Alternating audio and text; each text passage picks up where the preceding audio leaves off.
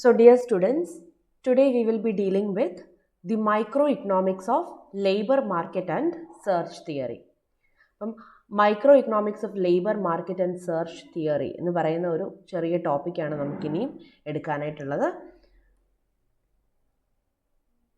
This approach, known as microeconomics, has first made its impact in a series of papers published in 1970s by Phillips et al. ഫെൽപ്സിനെ നേരത്തെ തന്നെ നമ്മൾ പരിചയപ്പെട്ടിട്ടുള്ള ഒരു ഇക്കണോമിസ്റ്റാണ്. Modified Philips കർവിൽ ഫ്രീഡ്മാനും ഫെൽപ്സും കൂടെയാണ് modified Phillips curve introduce ചെയ്തത്. അപ്പോൾ Phelps തന്നെയാണ് ഈ മൈക്രോ ഇക്കണോമിക്സ് എന്ന് പറയുന്ന ആ ഒരു അപ്രോച്ച് കൊണ്ടുവരുന്നത്. അപ്പം ഈ മൈക്രോ ഇക്കണോമിക്സിൽ തന്നെ micro economics of labour market and search തിയറിയാണ് നമുക്ക് പഠിക്കാനുള്ളത്.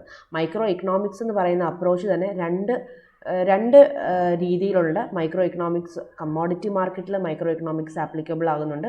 അതുപോലെ തന്നെ new micro economics of labour മാർക്കറ്റും പഠിക്കാനുണ്ട്.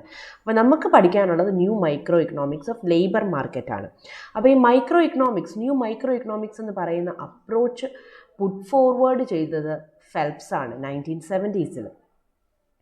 അദ്ദേഹത്തിൻ്റെ പേപ്പറിൻ്റെ ടൈറ്റിൽ എന്ന് പറയുന്ന micro economic foundation of employment and inflation theory എന്ന് പറയുന്ന ആ ഒരു പേപ്പറിലാണ് ഫെൽപ്സ് ഈ ഒരു പുതിയ അപ്രോച്ച് ഇൻട്രൊഡ്യൂസ് ചെയ്തത്. The new micro economics rejected neo classical assumption of complete information which is guaranteed by the presence of Walrasian auctioneer. അപ്പോൾ the new microeconomics of labour market എന്ന് പറയുന്ന ആ ഒരു അപ്രോച്ചിൽ ഫെൽപ്സ് നിയോ ക്ലാസിക്കൽ അസംഷനായ വാൽറാസിയൻ ഓപ്ഷണറിൻ്റെ പ്രസൻസിനെ റിജക്റ്റ് ചെയ്യുന്നു. അപ്പോൾ നിയോ classical തിയറിയിൽ നിങ്ങൾ പഠിച്ചിട്ടുണ്ടാകും, അല്ലെങ്കിൽ നിങ്ങൾ വെൽഫെയർ ഇക്കണോമിക്സിൽ, മൈക്രോ ഇക്കണോമിക്സിൽ നിങ്ങൾ ഒരുപക്ഷെ ഈ സെമസ്റ്ററിൽ പഠിച്ചിട്ടുണ്ടാകും, അല്ലെങ്കിൽ ചിലപ്പോൾ അടുത്ത സെമസ്റ്ററിലായിരിക്കും, എനിക്കറിയത്തില്ല. വെൽഫെയർ ഇക്കണോമിക്സിൽ നമുക്ക് പഠിക്കാനുണ്ട്, വാൽറാസിയൻ ഇക്വിലിബ്രിയം പഠിക്കാനുണ്ട്. അപ്പം ഇതൊക്കെ നിയോ ക്ലാസിക്കൽ തിയറീസാണ്. ഈ നിയോ ക്ലാസിക്കൽ തിയറീസിലെ പ്രധാനപ്പെട്ട അസംഷൻ എന്ന് പറയുന്നത് പ്രസൻസ് ഓഫ് വാൽറാസിയൻ ഓപ്ഷണറാണ്. എന്ന് പറഞ്ഞാൽ ഇക്കോണമിയിൽ ഒരു അദൃശ്യമായ ഒരു ഫോഴ്സ് ഉണ്ട്, ഒരു വാൽറാസിയൻ ഓപ്ഷണറുണ്ട്, ഒരു അദൃശ്യമായ ഫോഴ്സാണ്. ആ ഫോഴ്സാണ് മാർക്കറ്റ് ക്ലിയറിംഗ് പ്രൈസ് ഫിക്സ് ചെയ്യുന്നത്. ഡിമാൻഡും സപ്ലൈയും ഇക്വിലിബ്രിയത്തിലെത്തുന്ന മാർക്കറ്റ് ക്ലിയറിംഗ് പ്രൈസ് ഫിക്സ് ചെയ്യുന്നത് വാൽറാസിയൻ ഓപ്ഷണറാണെന്നാണ് പറയുന്നത്. ഓക്കെ, അപ്പോൾ അതാണ് neo classical assumption. Neo classical തിയറീസിൽ മാർക്കറ്റിനെ ക്ലിയർ ചെയ്യുന്നത് എപ്പോഴും ഈ ഒരു ഓപ്ഷണറാണ് ക്ലിയർ ചെയ്യുന്നത്. അപ്പോൾ ഇത് ശരിക്കും നമ്മൾ നോക്കിക്കോ, ഒരു അൺറിയലിസ്റ്റിക് ആയിട്ടുള്ള അസംഷനാണ് അല്ലേ. ഈ അൺറിയലിസ്റ്റിക് ആയിട്ടുള്ള അസംഷനെ റിജക്റ്റ് ചെയ്തുകൊണ്ടാണ് new classical micro economics Phillips അദ്ദേഹത്തിൻ്റെ ആ ഒരു അപ്രോച്ച് ഇൻട്രൊഡ്യൂസ് ചെയ്യുന്നത്. അപ്പം ന്യൂ മൈക്രോ ഇക്കണോമിക്സ് എന്ന് പറയുന്ന അപ്രോച്ചിൽ നിയോ ക്ലാസിക്കൽ തിയറിയിലെ പ്രധാനപ്പെട്ട അസംഷനായ പ്രസൻസ് ഓഫ് വാൽറാസിയൻ ഓപ്ഷണർ എന്ന് പറയുന്ന ആ അസംഷൻ റിജക്റ്റ് ചെയ്യുന്നു ഫിലിപ്സ്. പക്ഷേ നിയോ ക്ലാസിക്കൽ തിയറിയിലെ തന്നെ മറ്റ് ചില അസംഷൻസിനെ ഫെൽപ്സ് ഇങ്ങോട്ട് കടമെടുക്കുകയും ചെയ്യുന്നുണ്ട്. അദ്ദേഹത്തിൻ്റെ തിയറിയിൽ അദ്ദേഹം അത് അക്സെപ്റ്റ് ചെയ്യുകയും ചെയ്യുന്നുണ്ട്. അപ്പം നിയോ ക്ലാസിക്കൽ ഫീച്ചേഴ്സ് അല്ലെങ്കിൽ നിയോ ക്ലാസിക്കൽ തിയറിയിലെ രണ്ട് പ്രധാനപ്പെട്ട അസംഷൻസിനെ ഫെൽപ്സ് സ്വീകരിക്കുന്നുണ്ട്. First assumption, economic agents maximise utility over time. അപ്പോൾ എക്കണോമിക് ഏജൻറ്റ്സ് എന്താണ്? അവർ യൂട്ടിലിറ്റി മാക്സിമൈസ് ചെയ്യാൻ ആഗ്രഹിക്കുന്ന റാഷണൽ ഏജൻറ്റ്സ് ആണ് എക്കണോമിക് ഏജൻറ്റ്സ്. അപ്പോൾ ആ ഒരു അസംഷനെ ഫെൽപ്സ് അംഗീകരിക്കുന്നുണ്ട്. Second assumption, all exchanges which are perceived as mutually beneficial to economic agents are conducted. അപ്പം all exchanges which are perceived as mutually beneficial to economic agents are conducted. എങ്ങനത്തെ exchanges ആണ് നടക്കുന്നത്? സെല്ലറും ബയറും തമ്മിൽ എങ്ങനത്തെ എക്സ്ചേഞ്ച് നടക്കുന്നത്? സെല്ലറിനും ബയറിനും mutually beneficial ആയിട്ടുള്ള എക്സ്ചേഞ്ചുകൾ മാത്രമേ നടക്കത്തുള്ളൂ. അപ്പോൾ ഒരാൾക്ക് മാത്രം ബെനിഫിഷ്യൽ ആണെന്നുണ്ടെങ്കിൽ അവിടെ ഒരു ട്രേഡ് അല്ലെങ്കിൽ അവിടെ ഒരു പർച്ചേസോ ഒരു കാര്യവും നടക്കത്തില്ല. അപ്പോൾ എക്സ്ചേഞ്ച് നടക്കണമെന്നുണ്ടെങ്കിൽ, ഗുഡ്സിൻ്റെ എക്സ്ചേഞ്ച് നടക്കണമെന്നുണ്ടെങ്കിൽ മ്യൂച്വലി ബെനിഫിഷ്യൽ ആയിരിക്കണം. രണ്ട് ഇക്കണോമിക് ഏജൻറ്റും, സെല്ലറിനും ബയറിനും മ്യൂച്വലി ബെനിഫിഷ്യൽ ആയിട്ടുള്ള എക്സ്ചേഞ്ചസ് മാത്രമേ അവിടെ നടക്കത്തുള്ളൂ. അപ്പം ഇക്കണോമിക് ഏജൻറ്റ്സ് യൂട്ടിലിറ്റി മാക്സിമൈസ് ചെയ്യാൻ ആഗ്രഹിക്കുന്നവരാണ്. ഇനിയും രണ്ട് ഏജൻസിനും ബെനിഫിഷ്യൽ ആയിട്ടുള്ള എക്സ്ചേഞ്ചസ് മാത്രമേ നടക്കത്തുള്ളൂ. ഇങ്ങനത്തെ ഈ രണ്ട് അസംഷൻസ്, നിയോ ക്ലാസിക്കൽ തിയറിയിലെ രണ്ട് അസംഷൻസാണ്. ഈ രണ്ട് അസംഷൻസിനെ ഫെൽപ്സ് അംഗീകരിക്കുന്നുണ്ട്, അത് അദ്ദേഹത്തിൻ്റെ തിയറിയിലേക്ക് അദ്ദേഹം കൊണ്ടുവരുന്നുണ്ട്. പക്ഷേ വാൽറാഷ് ആൻഡ് ഓക്ഷ്നറിൻ്റെ ഒരു പ്രസൻസിനെ അതൊരു അൺറിയലിസ്റ്റിക് അസംഷൻ ആണെന്ന് പറഞ്ഞുകൊണ്ട് അദ്ദേഹം അതിനെ റിജക്റ്റ് ചെയ്യുന്നു, ആ അസംഷനെ റിജക്റ്റ് ചെയ്യുന്നു. അങ്ങനെ നിയോ ക്ലാസിക്കൽ തിയറിയുടെ അസംഷൻസ്, ഒരു അസംഷനെ റിജക്റ്റ് ചെയ്തുകൊണ്ട് ബാക്കി രണ്ട് അസംഷനെ അക്സെപ്റ്റ് ചെയ്തുകൊണ്ടാണ് ഈ new micro economics approach Phelps introduce ചെയ്യുന്നത്. അപ്പം ന്യൂ മൈക്രോ ഇക്കണോമിക്സ് അപ്രോച്ചിൻ്റെ ആ ഒരു ഇൻട്രൊഡക്ഷൻ പാർട്ടിൽ തന്നെ Phelps neo classical assumptions, Walras and ഓക്ഷ്നറുടെ പ്രസൻസിനെ അദ്ദേഹം റിജക്റ്റ് ചെയ്യുന്നു, ബാക്കി രണ്ട് അസംഷനെ അദ്ദേഹം ആക്സെപ്റ്റ് ചെയ്യുന്നു. The new microeconomics deals with both commodity market and labor market. ഈ ന്യൂ മൈക്രോ ഇക്കണോമിക്സ് എന്ന് പറയുന്ന അപ്രോച്ച് കമ്മോഡിറ്റി മാർക്കറ്റിലും ആപ്ലിക്കബിൾ ആണ്, ലേബർ മാർക്കറ്റിലും ആപ്ലിക്കബിൾ ആണ്. നമുക്ക് പഠിക്കാനുള്ളത് ഏതാണ്? The new micro economics of labour market and search തിയറിയാണ് നമുക്ക് പഠിക്കാനുള്ളത്. അപ്പോൾ ലേബർ മാർക്കറ്റിലെ ഈ അപ്രോച്ച് ലേബർ മാർക്കറ്റിൽ എങ്ങനെ ആപ്ലിക്കബിൾ ആകുന്നു എന്നുള്ളതാണ് നമുക്ക് പഠിക്കാനുള്ളത്. പക്ഷേ ഈ ന്യൂ മൈക്രോ ഇക്കണോമിക്സ് എന്ന് പറയുന്ന അപ്രോച്ച് നമുക്ക് കമ്മോഡിറ്റി മാർക്കറ്റിലും ആപ്ലിക്കബിൾ ആണ്, ലേബർ മാർക്കറ്റിലും ആപ്ലിക്കബിൾ ആണ്. അപ്പോൾ നമുക്ക് ആദ്യമേ ഇതെങ്ങനെയാണ് കമ്മോഡിറ്റി മാർക്കറ്റിൽ ആപ്ലിക്കബിൾ ആകുന്നതെന്ന് നോക്കാം. ഇത് നിങ്ങൾക്ക് ജസ്റ്റ് പഠിക്കാനല്ലെങ്കിൽ ഒന്ന് മനസ്സിലാക്കാൻ വേണ്ടി ഞാൻ ജസ്റ്റ് ഒരു സ്ലൈഡിൽ ജസ്റ്റ് കുറച്ച് പോയിന്റുകൾ പറയുന്നതേ ഉള്ളൂ. അപ്പം ന്യൂ മൈക്രോ ഇക്കണോമിക്സ് എന്ന് പറയുന്ന അപ്രോച്ചിൽ ഏറ്റവും പ്രധാനമായിട്ട് വരുന്ന തിയറി എന്ന് പറയുന്നത് സെർച്ച് തിയറിയാണ്. So search theory is applicable to both commodity market as well as labour market. Now commodity മാർക്കറ്റിൽ എങ്ങനെയാണ് സെർച്ച് തിയറി ആപ്ലിക്കബിൾ ആകുന്നത്, അല്ലെങ്കിൽ ഈ new micro economics approach applicable ആകുന്നതെന്നാണ് നമ്മൾ നോക്കാൻ പോകുന്നത്. Search theory has mainly been used to explain inefficiencies in the market for employment. ശരിക്കും പറഞ്ഞാൽ നമ്മൾ സെർച്ച് തിയറി അല്ലെങ്കിൽ ന്യൂ മൈക്രോ ഇക്കണോമിക്സ് എന്ന് പറയുന്ന അപ്രോച്ച് പ്രധാനമായിട്ടും ലേബർ മാർക്കറ്റിൽ അല്ലെങ്കിൽ മാർക്കറ്റ് ഫോർ എംപ്ലോയ്മെൻറ്റിലാണ് അത് പ്രധാനമായിട്ട് നമ്മൾ യൂസ് ചെയ്യുന്നത്. പക്ഷേ ബാക്കിയുള്ള കമ്മോഡിറ്റീസ്, പ്രോഡക്റ്റുകളിൽ, ഹൗസിൽ, മറ്റ് കമ്മോഡിറ്റി മാർക്കറ്റിൽ നമുക്ക് ഈ ഒരു സെർച്ച് തിയറി ആപ്ലിക്കബിൾ ആകും. Under classical competitive equilibrium model, buyers and sellers can transact in frictionless world with complete and open information. Clearing prices are immediately met because supply and demand forces react freely. അപ്പം നമ്മൾ നിയോ classical തിയറീസിലും classical തിയറീസിലും നമ്മൾ നോക്കിയറിയാം, നമുക്ക് ഏറ്റവും പ്രധാനപ്പെട്ട ഒരു assumption എന്ന് പറയുന്നത് competitive ഇക്വിലിബ്രിയമാണ്, അല്ലെങ്കിൽ പെർഫെക്റ്റ് കോമ്പറ്റീഷൻ എക്സിസ്റ്റ് ചെയ്യുന്നുണ്ടെന്നാണ് നമ്മുടെ ക്ലാസിക്കൽ തിയറീസിലും നിയോ ക്ലാസിക്കൽ തിയറീസിലും ഒക്കെ നമ്മൾ അസ്യൂം ചെയ്യുന്നത്. പക്ഷെ നമുക്കറിയാം ഈ പറയുന്ന പെർഫെക്റ്റ് കോമ്പറ്റീഷൻ എന്ന് പറയുന്ന ഒരു ഐഡിയലിസ്റ്റിക് വേൾഡിൽ മാത്രം എക്സിസ്റ്റ് ചെയ്യുന്നതാണ്. റിയൽ വേൾഡിൽ നമുക്ക് ഇതുപോലൊരു പെർഫെക്റ്റ് കോമ്പറ്റീഷൻ നമുക്ക് കാണാനേ സാധിക്കത്തില്ല. അപ്പോൾ പെർഫെക്റ്റ് കോമ്പറ്റീഷൻ ആണെന്നുണ്ടെങ്കിൽ പ്രൈസസ് എപ്പോഴും ക്ലിയർ ആണ്, ഇൻഫർമേഷൻ എന്ന് പറയുന്നത് പെർഫെക്റ്റ് ഇൻഫർമേഷനാണ്, എല്ലാവർക്കും ഇൻഫർമേഷൻ കിട്ടും. അപ്പോൾ ഫ്രിക്ഷൻലെസ് വേൾഡാണ്, എപ്പോഴും കംപ്ലീറ്റ് ഇൻഫർമേഷൻ ഉണ്ട്, പ്രൈസസ് എപ്പോഴും പെർഫെക്റ്റ് പ്രൈസസ് ആണ്, സപ്ലൈ ഡിമാൻഡ് ഈക്വൽ ആകുന്ന രീതിയിലുള്ള മാർക്കറ്റ് ക്ലിയറിംഗ് പ്രൈസസ് ആണ് എപ്പോഴും എക്സിസ്റ്റ് ചെയ്യുന്നത്. അപ്പോൾ പെർഫെക്റ്റ് കോമ്പറ്റീഷൻ ആണ് എക്സിസ്റ്റ് ചെയ്യുന്നതെങ്കിൽ എല്ലാം ഓക്കെയാണ്. പക്ഷേ റിയൽ വേൾഡിൽ പെർഫെക്റ്റ് കോമ്പറ്റീഷൻ ഒരിക്കലും നമുക്ക് കാണാനായിട്ട് സാധിക്കത്തില്ല. Search theory attempts to explain how equilibrium is established in non-competitive market. അപ്പം പെർഫെക്റ്റ് കോമ്പറ്റീഷൻ അല്ല എന്ന് എക്സിസ്റ്റ് ചെയ്യുന്നതെങ്കിൽ എങ്ങനെയാണ് മാർക്കറ്റ് ക്ലിയറിംഗ് പ്രൈസസ് നമുക്ക് കണ്ടുപിടിക്കാനായിട്ട് സാധിക്കുക, എങ്ങനെയാണ് മാർക്കറ്റ് ക്ലിയറിംഗ് പ്രൈസസ് അവിടെ എക്സിസ്റ്റ് ചെയ്യുന്നത്? ഇതുപോലുള്ള കാര്യങ്ങളെ എക്സ്പ്ലെയിൻ ചെയ്യുന്ന തിയറിയാണ് സെർച്ച് തിയറി. അപ്പോൾ പെർഫെക്റ്റ് കോമ്പറ്റീഷൻ എന്ന് പറയുന്നത് അൺറിയലിസ്റ്റിക് ആണ്. പെർഫെക്റ്റ് കോമ്പറ്റീഷൻ അപ്പോൾ എക്സിസ്റ്റ് ചെയ്യുന്നില്ലെന്നുണ്ടെങ്കിൽ നോൺ പെർഫെക്റ്റ് ആയിട്ടുള്ള മാർക്കറ്റുകളിൽ എങ്ങനെ ഇക്വിലിബ്രിയം പ്രൈസും ക്വാണ്ടിറ്റിയും എങ്ങനെ നമുക്ക് ഡിറ്റർമിൻ ചെയ്യാൻ പറ്റുന്നു, എങ്ങനെ ആ ഒരു ഇക്വിലിബ്രിയം പ്രൈസിലേക്കും മാർക്കറ്റ് ക്ലിയറിംഗ് പ്രൈസിലേക്കും ഇക്കോണമിക്ക് എത്താൻ സാധിക്കും എന്ന് പറയുന്ന തിയറിയാണ് സെർച്ച് തിയറി. സോ ഈ ഒരു new micro economics of commodity മാർക്കറ്റിൽ നമ്മൾ അസ്യൂം ചെയ്യുന്ന എന്താണ്? ആബ്സെൻസ് ഓഫ് വാൽറാസി ആൻഡ് ഓക്ഷ്നർ ആണ്. അപ്പം പണ്ടത്തെ നിയോ ക്ലാസിക്കൽസ് പറയുന്ന പോലെയും ക്ലാസിക്കൽസ് പറയുന്ന പോലെയും ഒരു എക്സ്റ്റേണൽ ഫോഴ്സ് ഇക്കോണമിയിൽ ഇല്ല. പെർഫെക്റ്റ് കോമ്പറ്റീഷൻ ആളുകൾക്ക് പ്രൊവൈഡ് ചെയ്യാനും മാർക്കറ്റ് പ്രൈസസ് ഇക്വിലിബ്രിയത്തിലേക്ക് കൊണ്ടെത്തിക്കാനും ഒരു വാൽറാഷ്യൻ ഓപ്ഷണർ അവിടെ ഇല്ല. അപ്പോൾ ഇക്കണോമിക് ഏജൻസിനെ സംബന്ധിച്ചിടത്തോളം they know longer get costless information. അവരെ സംബന്ധിച്ചിടത്തോളം പെർഫെക്റ്റ് ഇൻഫർമേഷൻ ഇല്ല. പെർഫെക്റ്റ് ആയിട്ട് ഇൻഫർമേഷൻ പ്രൊവൈഡ് ചെയ്യാൻ ഒരു വാൽറാഷ്യൻ ഓപ്ഷണർ, അവരുടെ ഒരു എക്സ്റ്റേണൽ അതോറിറ്റി അവിടെ ഇല്ല. ഇക്വിലിബ്രിയം പ്രൈസസ് ഫിക്സ് ചെയ്യാനായിട്ട് വാൽറാഷ്യൻ ഓപ്ഷണർ അവിടെ ഇല്ല. അപ്പോൾ ഏജൻസിനെ സംബന്ധിച്ചിടത്തോളം they have to gather information, market information themselves. അവർ തന്നെ പോയിട്ട് തപ്പിപ്പിടിക്കണം ഇൻഫർമേഷൻസ്. അപ്പോൾ അവർക്ക് സെല്ലറാണേലും ബയറാണേലും അവർക്ക് വേണ്ട ഇൻഫർമേഷൻ അവർ തന്നെ കണ്ടുപിടിക്കണം. അപ്പോൾ സെല്ലേഴ്സൊക്കെ എങ്ങനെ അവരുടെ പ്രോഡക്റ്റിൻ്റെ പ്രൈസ് ഫിക്സ് ചെയ്യും? One way of doing this for seller is to experiment with price changes in order to find out what demand is. അപ്പം നമ്മുടെ ഫെൽപ്സ് പറയുന്നത് സെല്ലറിനെ സംബന്ധിച്ചിടത്തോളം ഒരു എക്സ്റ്റേണൽ അതോറിറ്റിയിൽ വാൽറാസിൻ ഓപ്ഷണർ ഇല്ല പ്രൈസ് ഡിറ്റർമിൻ ചെയ്യാൻ. അപ്പോൾ അവരെ സംബന്ധിച്ചിടത്തോളം സെല്ലർ ഒരു പ്രൈസ് അങ്ങോട്ട് ഒരു ഏകദേശം അവർ എക്സ്പെക്റ്റ് ചെയ്തിട്ട് ഡിമാൻഡ് എക്സ്പെക്റ്റേഷൻസ് ഡിമാൻഡ് കണ്ടീഷൻസ് ഒക്കെ ഒന്ന് അനലൈസ് ചെയ്ത് അവർ തന്നെ എക്സ്പെക്റ്റേഷൻസ് ഉണ്ടാക്കിയിട്ട് അവരൊരു പ്രൈസ് അങ്ങ് ഫിക്സ് ചെയ്യും. എന്നിട്ട് മാർക്കറ്റിലേക്ക് കമ്മോഡിറ്റി എത്തിക്കും.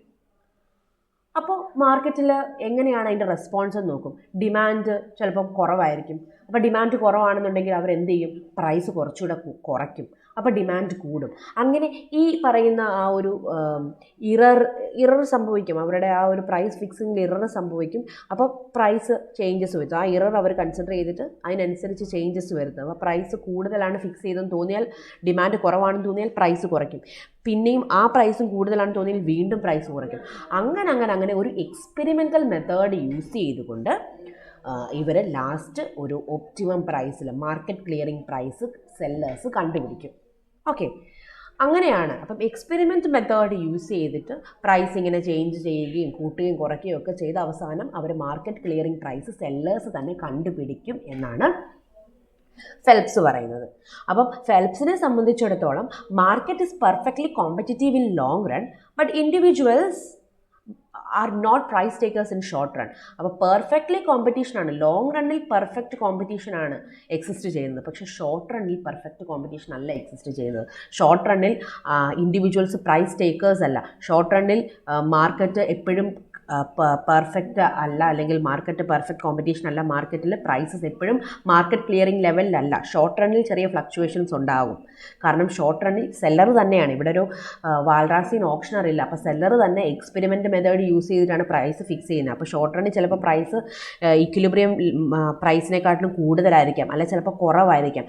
അപ്പോൾ ഷോർട്ട് റണ്ണിൽ പെർഫെക്റ്റ് കോമ്പറ്റീഷൻ അല്ല. ഷോർട്ട് റണ്ണിൽ എപ്പോഴും മാർക്കറ്റ് ഇക്വിലിബ്രിയത്തിലല്ല. പക്ഷേ ലോങ് റണ്ണിൽ പെർഫെക്റ്റ് കോമ്പറ്റീഷനാണ്. ലോങ് റണ്ണിൽ സെല്ലറിന് മനസ്സിലാവും ഏതാണ് ഇക്വിലിബ്രിയം പ്രൈസ് എന്ന്.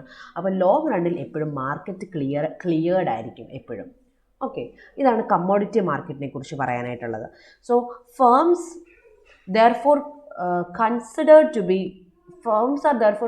to be dynamic monopolistic competitors. അപ്പം ഫെൽപ്സ് പറയുന്നത് ലോങ് റണ്ണിൽ പെർഫെക്റ്റ് കോമ്പറ്റീഷനാണ്, നോർമൽ പ്രോഫിറ്റാണ്. പക്ഷേ ഷോർട്ട് റണ്ണിൽ എന്താണ്, ഒരു പെർഫെക്റ്റ് കോമ്പറ്റീഷൻ നമുക്ക് കാണാനായിട്ട് സാധിക്കത്തില്ല. അപ്പോൾ ഫെൽപ്സ് പറയുന്നത് ഇക്കോണമിയിൽ ഷോർട്ട് റണ്ണിൽ ഒരു ഡൈനാമിക് മോണോപോളിസ്റ്റിക് കോമ്പറ്റീഷനാണ് നമുക്ക് കാണാനായിട്ട് സാധിക്കുന്നത്. അപ്പോൾ പെർഫെക്റ്റ് കോമ്പറ്റീഷൻ അല്ല ഷോർട്ട് റണ്ണിൽ മോണോപോളിസ്റ്റിക് കോമ്പറ്റീഷനാണ് കാണാനായിട്ട് സാധിക്കുന്നത്. അപ്പോൾ ഷോർട്ട് റണ്ണിൽ വേജസ് കുറച്ചുകൊണ്ട് പ്രോഫിറ്റ് കൂട്ടാനായിട്ടൊക്കെ നമ്മുടെ സെല്ലേഴ്സിന് സാധിക്കും. ഓക്കെ, അപ്പോൾ ഷോർട്ട് റണ്ണിൽ പ്രൈസ് കുറച്ചുകൊണ്ട് പ്രോഫിറ്റ് കൂട്ടാനായിട്ട് സെല്ലേഴ്സിന് സാധിക്കും. അപ്പോൾ ഷോർട്ട് റണ്ണിൽ കൂടുതൽ പ്രോഫിറ്റ് ഏൺ ചെയ്യാനായിട്ട് സെല്ലേഴ്സിന് വേണമെങ്കിൽ പ്രൈസ് കുറയ്ക്കാം. അപ്പോൾ ഷോർട്ട് റണ്ണിൽ ഒരു മോണോപോളിസ്റ്റിക് കോമ്പറ്റീഷൻ എക്സിസ്റ്റ് ചെയ്യുന്നു, ലോങ് റണ്ണിൽ പെർഫെക്റ്റ് കോമ്പറ്റീഷൻ എക്സിസ്റ്റ് ചെയ്യുന്നു. കമ്മോഡിറ്റി മാർക്കറ്റിൻ്റെ അവസ്ഥയാണ് നമ്മളിപ്പോൾ ഇത്രയും നേരം പറഞ്ഞത്. അപ്പോൾ കമ്മോഡിറ്റി മാർക്കറ്റിൽ നമ്മുടെ ഒരു എക്സ്റ്റേണൽ ഫോഴ്സ് ആയിട്ടുള്ള വാൽറാസിൻ ഓപ്ഷണർ ഇല്ല. അപ്പോൾ സെല്ലർ തന്നെ എക്സ്പെരിമെൻ്റൽ മെത്തേഡ് യൂസ് ചെയ്ത് പ്രൈസ് ഫിക്സ് ചെയ്യണം. അപ്പോൾ ചിലപ്പോൾ ആ ഫിക്സ് ചെയ്യുന്ന പ്രൈസ് മാർക്കറ്റ് ഇക്വിലിബ്രിയം പ്രൈസിനെക്കാട്ടിലും കൂടുതലായിരിക്കാം, ചിലപ്പോൾ കുറവായിരിക്കാം. അപ്പോൾ ഷോർട്ട് റണ്ണിൽ ഒരു ഡിസിക്വിലിബ്രിയം ഒക്കെ ഉണ്ടാകാം. ഷോർട്ട് റണ്ണിൽ ഇക്കോണമിയിൽ മോണോപോളിസ്റ്റിക് കോമ്പറ്റീഷനാണ് മാർക്കറ്റിൽ എക്സിസ്റ്റ് ചെയ്യുന്നത്. പക്ഷേ ലോങ് റണ്ണിൽ സെല്ലേഴ്സിന് മനസ്സിലാകും ഏതാണ് മാർക്കറ്റ് ക്ലിയറിംഗ് പ്രൈസ് എന്ന്. അപ്പം ആ ഒരു പ്രൈസ് തന്നെ അവർ ഫിക്സ് ചെയ്യും. അപ്പം ലോങ് റണ്ണിൽ മാർക്കറ്റ് എന്ന് പറയുന്നത് പെർഫെക്റ്റ് കോമ്പറ്റീഷൻ ആണ്. ലോങ് റണ്ണിൽ എല്ലാം മാർക്കറ്റ് ക്ലിയറിംഗ് പ്രൈസസ് ആണ്, എല്ലാം ഇക്വിലിബ്രിയത്തിലാണ്. പക്ഷേ ഷോർട്ട് റണ്ണിൽ ഡിസിക്വിലിബ്രിയം ഉണ്ടാകും. ഷോർട്ട് റണ്ണിൽ മോണോപോളിസ്റ്റിക് കോമ്പറ്റീഷനാണ് മാർക്കറ്റിൽ എക്സിസ്റ്റ് ചെയ്യുന്നത്. ചെറിയ തോതിൽ വിലയൊക്കെ കുറച്ചുകൊണ്ട് സെല്ലേഴ്സിന് കൂടുതൽ പ്രോഫിറ്റ് ഏൺ ചെയ്യാനുള്ള പോസിബിലിറ്റി ഷോർട്ട് റണ്ണിലുണ്ട്. ഇതാണ് കമ്മോഡിറ്റി മാർക്കറ്റിൻ്റെ അവസ്ഥ. Now let us move on to labor market.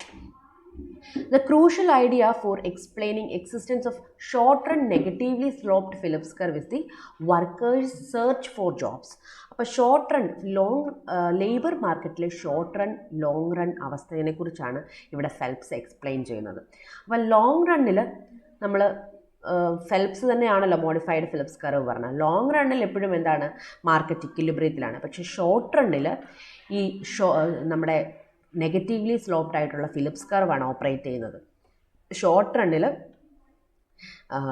ഇൻഫ്ലേഷനും അൺഎംപ്ലോയ്മെൻറ്റും തമ്മിലൊരു ട്രേഡ് ഓഫ് ഉണ്ട്. അതിൻ്റെ പ്രധാനപ്പെട്ട കാരണം എന്താണ്, ഫ്രിക്ഷണൽ അൺഎംപ്ലോയ്മെൻറ്റ് എക്സിസ്റ്റ് ചെയ്യുന്നത് കൊണ്ടാണ് ഷോർട്ട് റണ്ണിൽ ഫിലിപ്സ് കർവ് നെഗറ്റീവ്ലി സ്ലോപ്ഡ് ആയിട്ടിരിക്കുന്നത്. പക്ഷേ ലോങ് റണ്ണിൽ ഫിലിപ്സ് കർവ് മണി ഇല്യൂഷൻ ഇല്ലാത്തത് കൊണ്ടും ഈ പറയുന്ന ഫ്രിക്ഷണൽ അൺഎംപ്ലോയിഡ് ആയിട്ടുള്ള ആളുകൾ പ്രോപ്പറായിട്ട് അവരുടെ എക്സ്പെക്റ്റേഷൻസ് ഫ്രെയിം ചെയ്യുന്നത് കൊണ്ടും ലോങ് റണ്ണിൽ ഫിലിപ്സ് കർവ് ഒരു വേർട്ടിക്കൽ ലൈൻ ആയിരിക്കും. പക്ഷേ ഷോർട്ട് റണ്ണിൽ ഫിലിപ്സ് കർവ് നെഗറ്റീവ്ലി സ്ലോപ്ഡ് ആണ്. കാരണം ഫ്രിക്ഷണൽ അൺഎംപ്ലോയ്മെൻറ്റിലുള്ള ആളുകൾ, അവരെ സംബന്ധിച്ചിടത്തോളം അവർക്ക് ഒരു short term money illusion, temporary money illusion ഉണ്ടാവുകയും അൺഎംപ്ലോയ്മെൻറ്റും ഇൻഫ്ലേഷനും തമ്മിലൊരു ട്രേഡ് ഓഫ് ഉണ്ടാവുകയും ഷോർട്ട് റണ്ണിൽ ഫിലിപ്സ് കർവ് നെഗറ്റീവ്ലി സ്ലോപ്ഡ് ആയിരിക്കുകയും ചെയ്യുമെന്നാണ് ഫിലിപ്സ് പറയുന്നത്. So it is presumed that job search is more effective when a person is unemployed since more time can be devoted to it. അപ്പം job search ഏറ്റവും കൂടുതൽ നടത്തുന്ന ആളുകൾ ആരാണ്? അൺഎംപ്ലോയിഡ് ആയിട്ടുള്ള ആളുകളാണ്. ഇപ്പോൾ ജോലിയുള്ള ആളുകൾ അവർ ജോബ് സെർച്ച് ചെയ്യും, അതുപോലെ തന്നെ അൺഎംപ്ലോയിഡ് ആയിട്ടുള്ള ആളുകളും ജോബ് സെർച്ച് ചെയ്യും. പക്ഷേ ഏറ്റവും കൂടുതൽ എഫക്റ്റീവായിട്ട് ജോബ് സെർച്ച് ചെയ്യുന്ന ആരാണ്? അൺഎംപ്ലോയിഡ് ആയിട്ടുള്ള ആളുകളാണ്. അപ്പോൾ അൺഎംപ്ലോയിഡ് ആയിട്ടുള്ള ആളുകളാണ് അവരവരുടെ ഫുൾ സമയവും ഡിവോട്ട് ചെയ്ത് അവർ ജോബിന് വേണ്ടി സെർച്ച് ചെയ്യും. An unemployed worker has a reservation wage in his mind below which he will not accept unemployment. അപ്പോൾ അൺഎംപ്ലോയിഡ് ആയിട്ടുള്ള വർക്കറിനെ സംബന്ധിച്ചിടത്തോളം ഒരു റിസർവേഷൻ വേജ് ഉണ്ട്. ഇന്ന ഒരു വേജിൽ എനിക്ക് ജോലി വേണം എന്ന് അവർക്കൊരാഗ്രഹമുണ്ട്. അവരെ സംബന്ധിച്ചിടത്തോളം ഒരു റിസർവേഷൻ റിയൽ വേജ് അവരുടെ മനസ്സിലുണ്ട്.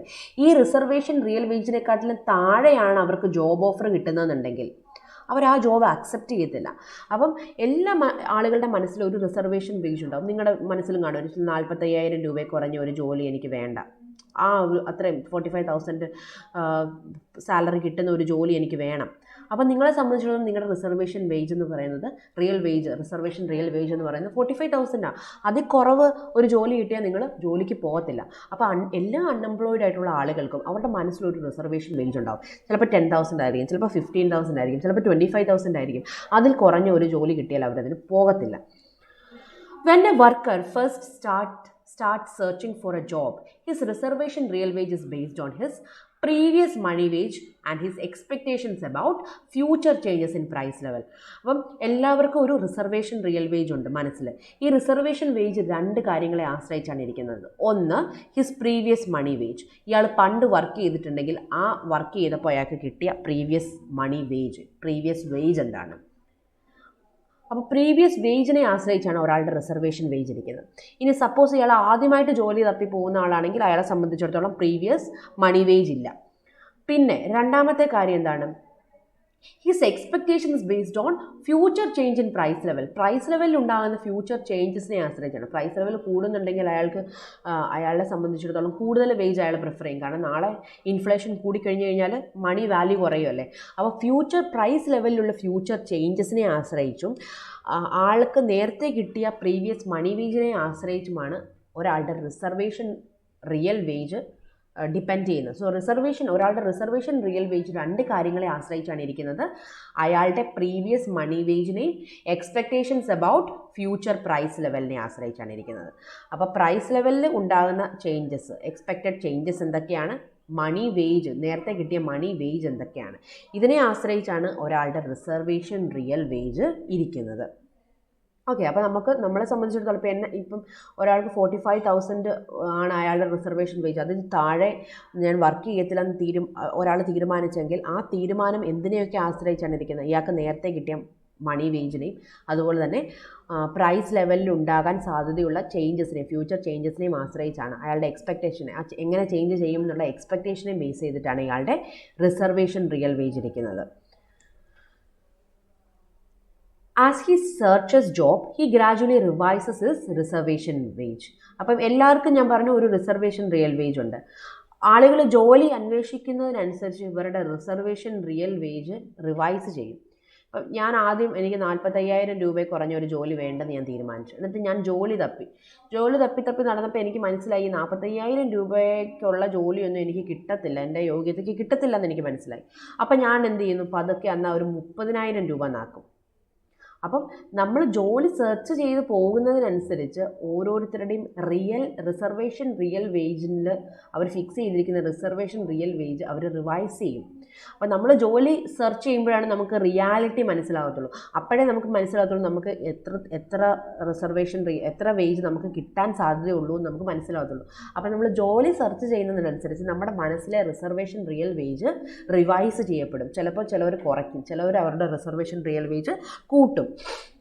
അപ്പോൾ റിസർവേഷൻ റിയൽ വേജ് ജോലി സെർച്ച് ചെയ്യുന്നതിനനുസരിച്ച് ചേഞ്ച് ചെയ്യും. Individual acts so as to maximise present value of his utility which depends on current and future consumption and leisure. അപ്പം ആളുകളെ സംബന്ധിച്ചിടത്തോളം അവരെ സംബന്ധിച്ചിടത്തോളം അവരുടെ യൂട്ടിലിറ്റിയുടെ പ്രസൻറ്റ് വാല്യൂ മാക്സിമൈസ് ചെയ്യണമെന്നാണ് ഇൻഡിവിജ്വൽസ് ആഗ്രഹിക്കുന്നത്. യൂട്ടിലിറ്റിയുടെ പ്രസൻറ്റ് വാല്യൂ എന്തിനെയൊക്കെ ആശ്രയിച്ചാണ് ഇരിക്കുന്നത്? പ്രസൻറ്റ് കൺസംഷനും പ്രസൻറ്റ് ലെഷറും ഫ്യൂച്ചർ കൺസംഷൻ ഫ്യൂച്ചർ ലെഷറിനെ ആശ്രയിച്ചാണ് ഇരിക്കുന്നത്. അപ്പം എപ്പോഴും എല്ലാവരെ സംബന്ധിച്ചിടത്തോളം അവരുടെ യൂട്ടിലിറ്റിയുടെ പ്രസൻറ്റ് വാല്യൂ മാക്സിമൈസ് ചെയ്യണമെന്നാണ് ആഗ്രഹിക്കുന്നത്. നാളെയാണ് ഇവർക്കിപ്പോൾ ജോലി കിട്ടുന്നുണ്ടെങ്കിൽ അല്ലെങ്കിൽ ഒരു വർഷം കഴിയുമ്പോഴാണ് ജോലി കിട്ടുന്നുണ്ടെങ്കിൽ ആ സമയത്ത് അവർ ഒരുപാട് കൺസ്യൂം ചെയ്യും, അവർക്ക് ഒരുപാട് ലെഷർ ആക്ടിവിറ്റീസ് അവർക്ക് ഏർപ്പെടാൻ പറ്റും. അപ്പോൾ ഈ ലെഷർ ആക്ടിവിറ്റീസിനെയും കൺസംഷൻ്റെയൊക്കെ ഇന്നത്തെ പ്രസൻറ്റ് വാല്യൂ, അതിൽ നിന്ന് കിട്ടുന്ന യൂട്ടിലിറ്റിയുടെ പ്രസൻറ്റ് വാല്യൂ അവർക്ക് മാക്സിമൈസ് ചെയ്യണമെന്നാണ് ഇൻഡിവിജ്വൽസ് ആഗ്രഹിക്കുന്നത്. So individual will only accept A job if present value of real income stream expected from job exceeds the present value of expected income derived from continued search. ഇപ്പോൾ നമുക്ക് ഒരു job offer കിട്ടി, ആ job offer നമ്മൾ accept ചെയ്ത് കഴിഞ്ഞാൽ, ഇപ്പോൾ നിങ്ങൾ തേർഡ് ഇയർ, ഇപ്പം നമ്മൾ വിചാരിക്കുക ഡിഗ്രി തേർഡ് ഇയർ കഴിഞ്ഞപ്പം നമുക്ക് സൗത്ത് ഇന്ത്യൻ ബാങ്കിൽ ഒരു ജോലിയുടെ ഓഫർ വന്നു. സൗത്ത് ഇന്ത്യൻ ബാങ്കിയുടെ ജോലിയുടെ ഓഫർ കയറുമ്പോൾ നമുക്ക് 22,000 റുപ്പീസാണ് സാലറി എന്ന് വിചാരിക്കാം. 22,000 റുപ്പീസ് സാലറി. അപ്പോൾ സൗത്ത് ഇന്ത്യൻ ബാങ്കിൽ നിന്ന് ജോബ് ഓഫർ വന്നു, 22,000 ആണ് സാലറി. അപ്പോൾ ഒന്നെങ്കിൽ നമുക്ക് ഈ സൗത്ത് ഇന്ത്യൻ ബാങ്കിൽ ഡിഗ്രി തേർഡ് ഇയർ കഴിയുമ്പോൾ നമുക്ക് സൗത്ത് ഇന്ത്യൻ ബാങ്കിൽ ജോലിക്ക് പോവാം, അല്ലെങ്കിൽ നമുക്ക് PG കഴിഞ്ഞ് നെറ്റും പാസ്സായി ഒരു കോളേജിൽ ജോലിക്ക് കയറിയാൽ സ്റ്റാർട്ടിങ് 65,000, പുതിയ പേ സ്കെയിലാണെങ്കിൽ 65,000 സ്റ്റാർട്ടിങ്, അല്ല ഇപ്പോഴത്തെ പേ സ്കെയിൽ അനുസരിച്ച് 65,000 എന്ന് വിചാരിക്കാം. അപ്പോൾ 65,000 സ്റ്റാർട്ടിങ് സാലറി. അപ്പോൾ ഒന്നെങ്കിൽ നമ്മൾ ഈ ഒരു ജോബ് ഓഫർ തേർഡ് ഇയർ കഴിഞ്ഞപ്പോൾ നമുക്ക് കിട്ടിയ ജോബ് ഓഫർ നമുക്ക് അക്സെപ്റ്റ് ചെയ്യാം, ഇല്ലെങ്കിൽ നമ്മൾ എന്ത് ചെയ്യുക, നമ്മൾ പഠനം കണ്ടിന്യൂ ചെയ്തിട്ട് നമ്മൾ കോളേജിൽ കയറുക 65,000 സാലറിക്ക്. അപ്പോൾ നമ്മൾ എന്ത് ചെയ്യും, നമ്മൾ ഇന്നത്തെ ജോബ് ഓഫറിൻ്റെ പ്രസൻറ്റ് വാല്യൂവും ആ 22,000 ഇത് നമ്മൾ ഫോർഗോ ചെയ്യുകയാണ്. നമ്മൾ ഇപ്പോൾ ഈ ഒരു ജോബ് ഓഫർ നമ്മൾ എടുക്കുന്നില്ലെന്നുണ്ടെങ്കിൽ നമ്മൾ പിന്നെ 2 അല്ലെങ്കിൽ 3 കൊല്ലത്തേക്ക് നമ്മൾ അൺഎംപ്ലോയിഡ് ആയിട്ട് നിൽക്കുകയാണ്. 22,000 നമ്മൾ ഫോർഗോ ചെയ്തു. ഇത് ഫോർഗോ ചെയ്യുന്നു. നമ്മൾ എക്സ്പെക്റ്റ് ചെയ്യുന്ന ഇൻകം എത്രയാണ്? 2 അല്ലെങ്കിൽ 3 വർഷം കഴിയുമ്പോൾ 65,000 രൂപ മാസം കിട്ടും എന്ന് നമ്മൾ എക്സ്പെക്റ്റ് ചെയ്യുന്നു. അപ്പം ഈ സൗത്ത് ഇന്ത്യൻ ബാങ്കിൻ്റെ ജോബ് ഓഫർ, ഇപ്പോൾ വരുന്ന ഓഫർ നമ്മൾ തട്ടിക്കളഞ്ഞുകൊണ്ട് നമ്മൾ 65,000 പോകണമെന്നുണ്ടെങ്കിൽ എന്ത് വേണം? പ്രസൻറ്റ് വാല്യൂ, ഈ കണ്ടിന്യൂഡ് ജോബ് സെർച്ചിൽ നിന്ന് നമുക്ക് കിട്ടുന്ന പ്രസൻറ്റ് വാല്യൂ ഇപ്പോഴത്തെ ആ ഒരു ജോബ് ഓഫറിൽ നിന്ന് കിട്ടുന്ന പ്രസൻറ്റ് വാല്യൂവിനെക്കാട്ടിലും റിയൽ ഇൻകത്തിൽ നിന്ന് കിട്ടുന്ന പ്രസൻറ്റ് വാല്യൂവിനെക്കാട്ടിലും കൂടുതലായിരിക്കണം. അതായത് നാളെ നമുക്ക് കൂടുതൽ വരുമാനം കിട്ടും എന്ന് ഉറപ്പുണ്ടെങ്കിൽ മാത്രമേ നമ്മൾ ഇന്നത്തെ ജോബ് ഓഫർ നമ്മൾ ആക്സെപ്റ്റ് ചെയ്യാതിരിക്കത്തുള്ളൂ. അപ്പം നാളെ നമുക്ക് കിട്ടാൻ സാധ്യതയുള്ള ഇൻകത്തിൻ്റെ പ്രസൻറ്റ് വാല്യൂ കൂടുതലായിരിക്കണം. നാളെ നമ്മൾ ജോബ് സെർച്ചിൽ നിന്ന് നമുക്ക് കിട്ടുന്ന ആ ഒരു ജോലിയിൽ നിന്ന് കിട്ടുന്ന ഇൻകത്തിൻ്റെ പ്രസൻറ്റ് വാല്യൂ കൂടുതലാണെങ്കിൽ മാത്രമേ നമ്മൾ ഇന്ന് കിട്ടുന്ന ജോബ് നമ്മൾ വേണ്ടെന്ന് വെക്കത്തുള്ളൂ. അപ്പോൾ നമ്മൾ ജോലി തപ്പി പോകുമ്പോൾ നമുക്ക് ആദ്യം കുറഞ്ഞ ശമ്പളത്തിലുള്ള ജോലിയായിരിക്കും കിട്ടുന്നത്. അപ്പോൾ അതൊക്കെ നമ്മൾ ഒഴിവാക്കുന്നത് എന്തുകൊണ്ടാണ്? നമ്മൾ ജോബ് സെർച്ച് നമ്മളിനി സെർച്ച് ചെയ്ത് പോകുമ്പോൾ നമുക്ക് വേറെ ഇതിലും നല്ല ജോലി കിട്ടും. ആ ജോലിയിൽ നിന്ന് നമുക്ക് കൂടുതൽ ഇൻകം കിട്ടും. ആ ഇൻകത്തിൻ്റെ പ്രസൻറ്റ് വാല്യൂ വളരെ കൂടുതലായിരിക്കും. കൂടുതൽ നല്ല ജോലി കിട്ടുമെന്ന് നമുക്ക് തോന്നുമ്പോഴാണ് നമ്മൾ ഇപ്പോൾ കിട്ടുന്ന ചെറിയ ചെറിയ ജോബ് ഓഫറുകൾ നമ്മൾ വേണ്ടെന്ന് വെക്കുന്നത്. ഓക്കെ, അപ്പം individuals will only accept A job offer if present value of real income stream expected from job exceeds the present value of expected income derived from continued search. അപ്പോൾ സെർച്ച് ചെയ്ത് നടന്നാൽ വലിയ income കിട്ടത്തില്ല, വലിയ നല്ല ജോബൊന്നും കിട്ടത്തില്ലെന്ന് തോന്നിക്കഴിഞ്ഞു കഴിഞ്ഞാൽ ഇപ്പോഴത്തെ ഈ ഒരു ഓഫർ, സൗത്ത് ഇന്ത്യൻ ബാങ്കിൻ്റെ ഓഫർ നമ്മൾ അക്സെപ്റ്റ് ചെയ്യും. അതേസമയം നാളെ കുറച്ചുകൂടെ നല്ല ജോലി കിട്ടുമെന്നുണ്ടെങ്കിൽ നമ്മൾ ആ ഓഫർ സ്വീകരിക്കത്തില്ല. Okay, so the latter depends on how much income the worker expects to forego by refusing the job offer and remaining unemployed, and how much income he expects to get by waiting for a better job. അപ്പം നമ്മൾ ഇന്ന് കിട്ടിയ ഒരു job നമ്മൾ refuse ചെയ്യണമെങ്കിൽ ആ ജോബിൽ നിന്ന് കിട്ടിയ ഇൻകത്തെക്കാട്ടിലും കൂടുതൽ ബെറ്റർ ആയിട്ടുള്ള ഇൻകം കിട്ടുന്ന ഒരു ജോലി നാളെ ജോബ് സെർച്ച് ചെയ്തുകൊണ്ടിരുന്നാൽ നാളെ നമുക്ക് കിട്ടും എന്നൊരു തോന്നൽ ആളുകൾക്കുണ്ടെങ്കിൽ മാത്രമേ ആളുകൾ ഇന്ന് കിട്ടിയ ജോലി അവർ വേണ്ടെന്ന് വെക്കത്തുള്ളൂ. അപ്പം ആളുകളെ സംബന്ധിച്ചിടത്തോളം അവർ ഇന്നത്തെ ജോബ് ഓഫർ റെഫ്യൂസ് ചെയ്തുകൊണ്ട് ജോലി സെർച്ച് ചെയ്യണമെന്നുണ്ടെങ്കിൽ അവർ കുറച്ചുകൂടെ ബെറ്റർ ആയിട്ടുള്ള ജോലി നാളെ എന്നൊരു എക്സ്പെക്റ്റേഷൻ അവർക്കുണ്ടെങ്കിൽ മാത്രമാണ് അവർ ഇന്ന് കിട്ടിയ ജോലി റെഫ്യൂസ് ചെയ്യത്തുള്ളൂ, ഇന്ന് കിട്ടിയ ജോബ് ഓഫർ അവർ റെഫ്യൂസ് ചെയ്യത്തുള്ളൂ. അപ്പം ഇതാണ് ലേബർ മാർക്കറ്റിൻ്റെ കണ്ടീഷൻ. ലേബർ മാർക്കറ്റിൽ ഒരുപാട് ആളുകൾ ജോലി സെർച്ച് ചെയ്ത് നടക്കുന്നുണ്ട്. അതായത് ഫ്രിക്ഷണൽ അൺഎംപ്ലോയ്മെൻറ്റ് ലേബർ മാർക്കറ്റിലുണ്ട്. അത് നമുക്കറിയാം. നമ്മൾ ഉദ്ദേശിക്കുന്ന ജോലി കിട്ടാത്തപ്പം നമ്മൾ നല്ല ജോലിക്ക് വേണ്ടിയിട്ട് നമ്മൾ സെർച്ച് ചെയ്തുകൊണ്ടേയിരിക്കും. അൺഎംപ്ലോയിഡ് ആയിട്ട് തന്നെ നിന്നുകൊണ്ട് സെർച്ച് ചെയ്തുകൊണ്ടേയിരിക്കും. കാരണം അൺഎംപ്ലോയിഡ് ആയിട്ട് ആണ് നിൽക്കുന്നതെന്നുണ്ടെങ്കിൽ നമുക്ക് നമ്മുടെ ഫുൾ സമയം നമുക്ക് നല്ല ജോലിക്ക് വേണ്ടിയിട്ട് നമുക്ക് സെർച്ച് ചെയ്യാനായിട്ട് സാധിക്കും. അപ്പം അൺഎംപ്ലോയിഡ് ആയിട്ട് നിന്നുകൊണ്ട് കുറേ ആളുകൾ ജോലി സെർച്ച് ചെയ്യുന്നുണ്ട്. അപ്പോൾ അങ്ങനെ ഉള്ള ആളുകളെ സംബന്ധിച്ചിടത്തോളം അവർ എക്സ്പെക്റ്റ് ചെയ്യുന്നത്? നാളെ അവർക്ക് ചെറിയ ശമ്പളമുള്ള ജോലികളൊക്കെ അവർക്ക് വേണമെങ്കിൽ കിട്ടും. പക്ഷെ അവരതിനൊന്നും പോകത്തില്ല. കാരണം നാളെ അവർക്ക് കുറച്ചുകൂടെ നല്ല ഇൻകം ഉള്ള ജോലി കിട്ടും എന്നുള്ളൊരു പ്രതീക്ഷയിൽ അവർ ജോബ് സെർച്ച് ചെയ്തുകൊണ്ടേയിരിക്കുന്നു. അങ്ങനെയുള്ള കുറേ ആളുകൾ ലേബർ മാർക്കറ്റിലുണ്ട്. അപ്പോൾ ലേബർ മാർക്കറ്റിൽ ഫ്രിക്ഷണൽ അൺഎംപ്ലോയ്മെൻ്റ് ഉണ്ട്. നമുക്കറിയാം, ക്ലാസിക്കൽ തിയറിയിലാണെങ്കിലും നിയോ ക്ലാസിക്കൽ തിയറിയിലാണെങ്കിലും എല്ലാവരും അംഗീകരിക്കുന്ന ഒരു കാര്യമാണ് ഫ്രിക്ഷണൽ അൺഎംപ്ലോയ്മെൻറ്റ്. അപ്പം ഫെൽപ്സ് പറയുന്നത് ഫ്രിക്ഷണൽ അൺഎംപ്ലോയ്മെൻറ്റ് ഉള്ളത് കൊണ്ടാണ് ഷോർട്ട് റണ്ണിൽ ഡിസിക്വിലിബ്രിയം ഉണ്ടാകുന്നത്. ഇപ്പോൾ ക്ലാസിക്കൽസും മോണിറ്ററിസ്റ്റും എല്ലാം ലോങ് റണ്ണിൽ പെർഫെക്റ്റ് ഇക്വിലിബ്രിയമാണ് പറയുന്നത്. അപ്പം ഷോർട്ട് റണ്ണിലെ ഈ ഒരു ഫിലിപ്സ് കർവിൻ്റെ നെഗറ്റീവ്ലി സ്ലോപ്പിംഗ് അല്ലെങ്കിൽ ഷോർട്ട് റണ്ണിലെ ഈ അൺഎംപ്ലോയ്മെൻറ്റ് ഇൻഫ്ലേഷൻ ട്രേഡ് ഓഫിൻ്റെ കാരണം ഫ്രിക്ഷണൽ അൺഎംപ്ലോയ്മെൻ്റ് ആണ് ഫെൽപ്സ് ഇവിടെ പ്രൂവ് ചെയ്യുകയാണ് ചെയ്യുന്നത്. ഫെൽപ്സ് ഒരു മോണിറ്ററി മോണിറ്ററിസ്റ്റ് സ്കൂൾ ഓഫ് തോട്ടിൻ്റെ ആളാണ്. അപ്പോൾ മോണിറ്ററിസ്റ്റ് നമുക്കറിയാം, അവരും പറയുന്നത് എന്താണ്? ഷോർട്ട് റണ്ണിൽ മാത്രമേ ഡിസിക്വിലിബ്രിയം ഉള്ളൂ, ലോങ് റണ്ണിൽ എല്ലാം ഇക്വിലിബ്രിയത്തിലാണ്. ലോങ് റണ്ണിൽ മോണിറ്ററി പോളിസി ഇന്നെഫക്റ്റീവാണ്, മണി വെയിലാണ്. ഷോർട്ട് റണ്ണിൽ മാത്രമേ മണിക്ക് ഇഫക്റ്റീവ്നെസ് ഉള്ളൂ, മോണിറ്ററി പോളിസിക്ക് ഇഫക്റ്റീവ്നെസ് ഉള്ളൂ എന്നാണ് പറയുന്നത്. അപ്പോൾ ലേബർ മാർക്കറ്റിലും അങ്ങനെ തന്നെയാണ്. ഷോർട്ട് റണ്ണിൽ ഡിസിക്വിലിബ്രിയം ഉണ്ടാകുന്നു, അതിൻ്റെ കാരണം ഫ്രിക്ഷണൽ അൺഎംപ്ലോയ്മെൻറ്റ് ഉള്ളതുകൊണ്ടാണ്. ലോങ് റണ്ണിൽ ഈ പറയുന്ന കാര്യങ്ങളൊന്നുമില്ല, എല്ലാം ഇക്വിലിബ്രിയത്തിലാണ്. അപ്പോൾ അതൊന്ന് പ്രൂവ് ചെയ്യാണ് ഫെൽപ്സ്, അത് പ്രൂവ് ചെയ്യാണ്. അപ്പോൾ ഫെൽപ്സ് പറയുന്നത് ഷോർട്ട് റണ്ണിൽ ഫിലിപ്സ് കർവ് ഡൗൺവേർഡ് സ്ലോപ്പിംഗ് ആകാനുള്ള കാരണം ഈ ഫ്രിക്ഷണൽ അൺഎംപ്ലോയ്മെൻറ്റ് എക്സിസ്റ്റ് ചെയ്യുന്നത് കൊണ്ടാണ്. ഇനി എങ്ങനെയാണ് മാർക്കറ്റ് ക്ലിയർ ചെയ്യപ്പെടുന്നത്? ലോങ് റണ്ണിലും ഷോർട്ട് റണ്ണിലും ഒക്കെ മാർക്കറ്റ് എങ്ങനെയാണ് ക്ലിയർ ചെയ്യപ്പെടുന്നത്? അല്ലെങ്കിൽ ഷോർട്ട് റണ്ണിൽ ഈ പറയുന്ന ഒരു ഇൻഫ്ലേഷൻ അൺഎംപ്ലോയ്മെൻറ്റ് ട്രേഡ് ഓഫ് എങ്ങനെയാണ് ഉണ്ടാവുന്നത് നമുക്ക് നോക്കാം. If money wage are rising but actual inflation exceeds expected inflation rate, unemployed workers will take less time to find job offers which pay them more than their reservation wage. അപ്പം short റണ്ണിൽ നമ്മൾ പറഞ്ഞു unemployment inflation കൂട്ടിക്കൊണ്ട് നമുക്ക് unemployment കുറയ്ക്കാം, അല്ല? Inflation unemployment trade off ഉണ്ട്. അപ്പം inflation കൂട്ടിക്കൊണ്ട് അൺഎംപ്ലോയ്മെൻറ്റ് എങ്ങനെയാണ് കുറയ്ക്കുന്നത്? ഇൻഫ്ലേഷൻ കൂട്ടുന്നു. അപ്പം മണി വേജും ഓട്ടോമാറ്റിക്കായിട്ട് ഇൻക്രീസ് ചെയ്യും, പ്രൈസും ഇൻക്രീസ് ചെയ്യും, കമ്മോഡിറ്റിയുടെ പ്രൈസും ഇൻക്രീസ് ചെയ്യും, മണി വേജും ഇൻക്രീസ് ചെയ്യും. പക്ഷേ മണി വേജ് ഇൻക്രീസ് ചെയ്യുന്നതിനെക്കാട്ടിലും കൂടുതൽ കമ്മോഡിറ്റിയുടെ പ്രൈസ് ഇൻക്രീസ് ചെയ്യും. പക്ഷേ ആളുകൾക്ക് അത് ഡിറ്റക്റ്റ് ചെയ്യാൻ പറ്റില്ല. ഈ അൺഎംപ്ലോയിഡ് ആയിട്ടുള്ള ആളുകൾ, ജോബ് സെർച്ച് ചെയ്യുന്ന ആളുകൾ, അവർ നോക്കുമ്പോൾ മണി വേജ് ഇൻക്രീസ് ചെയ്യുന്നു, അവരുടെ റിസർവേഷൻ വേജിനടുത്തേക്ക് മണി വേജ് എത്തി. പക്ഷേ ഇവർ ഈ കമ്മോഡിറ്റിയുടെ വില കൂടുന്ന ഉള്ള കാര്യം അവർ പെട്ടെന്ന് ചിന്തിക്കത്തില്ല. അവർക്കത് പെട്ടെന്ന് എന്താ പറയുക, അവർക്കത് കമ്പൈൻ ചെയ്ത് അവർക്ക് അനലൈസ് ചെയ്യാനായിട്ട് അവർക്ക് പറ്റുന്നില്ല. കാരണം അവരൊരു ടെമ്പററി മണി ഇല്യൂഷനിലാണ് എന്നാണ് ഫെൽപ്സ് പറയുന്നത്, അല്ലെങ്കിൽ മോണിറ്ററിസ്റ്റുകൾ പറയുന്നത്.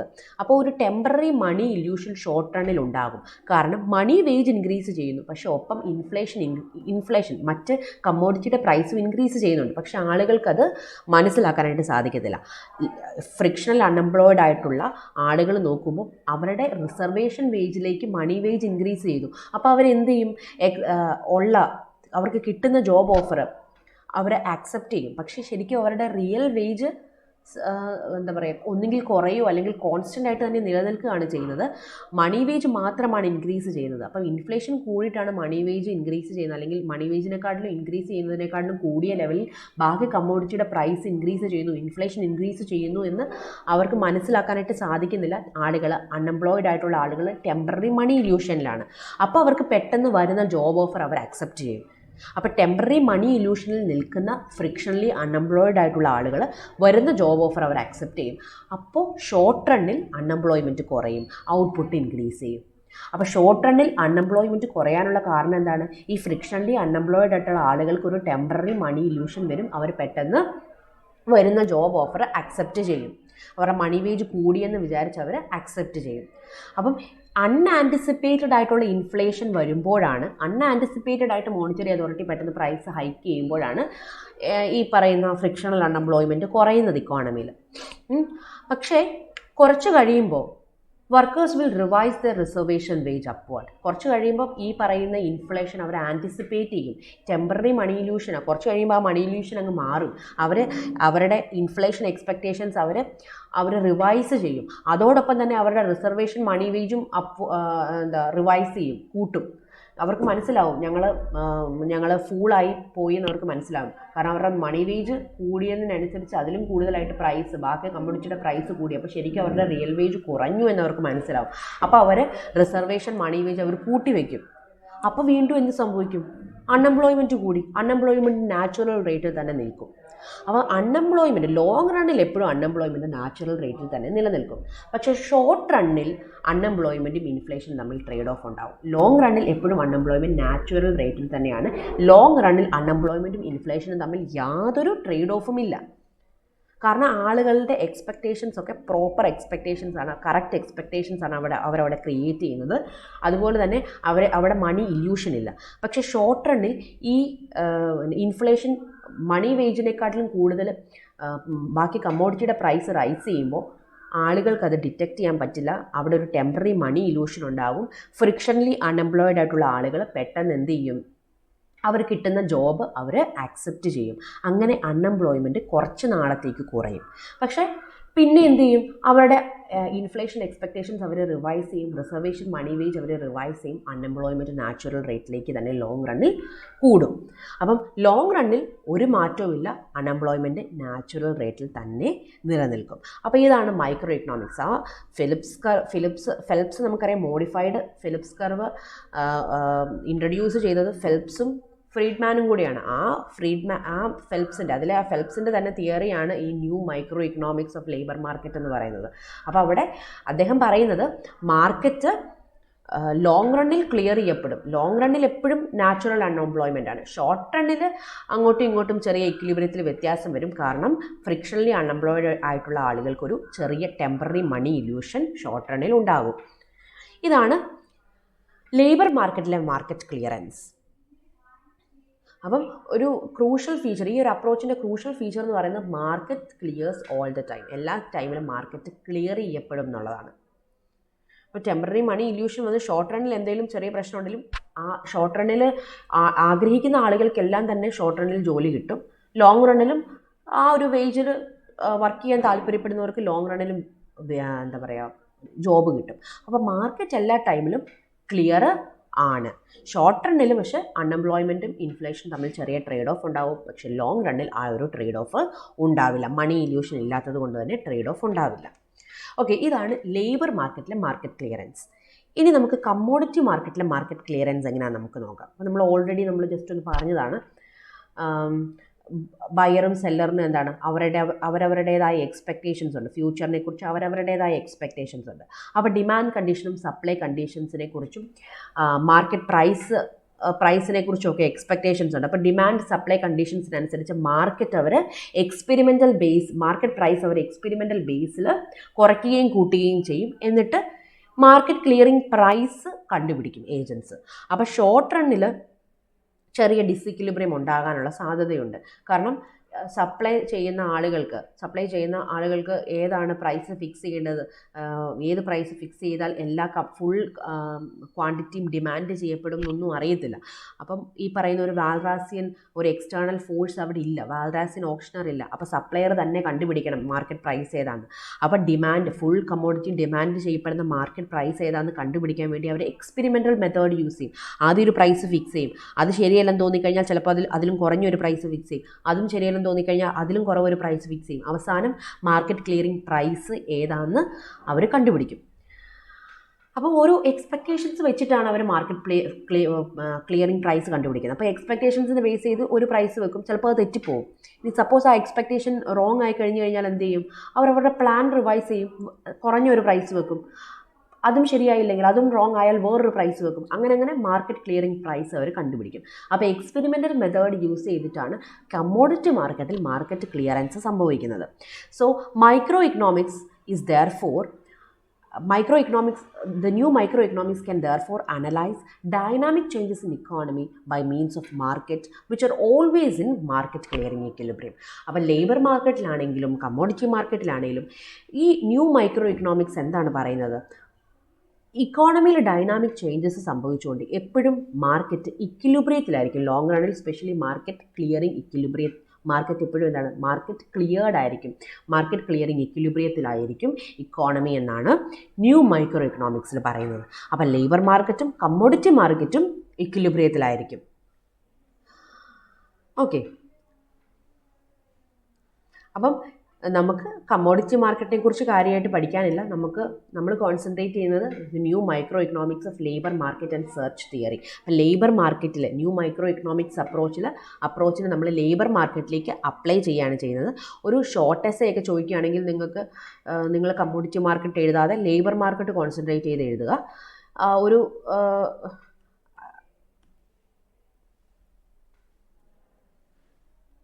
ഷോർട്ട് നോട്ട് ചോദിച്ചാൽ അതിനനുസരിച്ച് ചുരുക്കി എഴുതുക. ഷോർട്ട് എസ്സേ ആണെങ്കിൽ നിങ്ങൾക്ക് ഇൻക്ലൂഡ് ചെയ്യാൻ പറ്റുന്ന എഴുതുമ്പോഴത്തേക്കും ലേബർ മാർക്കറ്റ് എഴുതി അത്ര എന്താ പറയുക,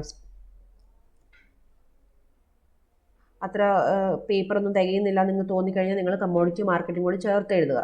okay, now let us move on to advantages of search theory or advantages of new microeconomic approach.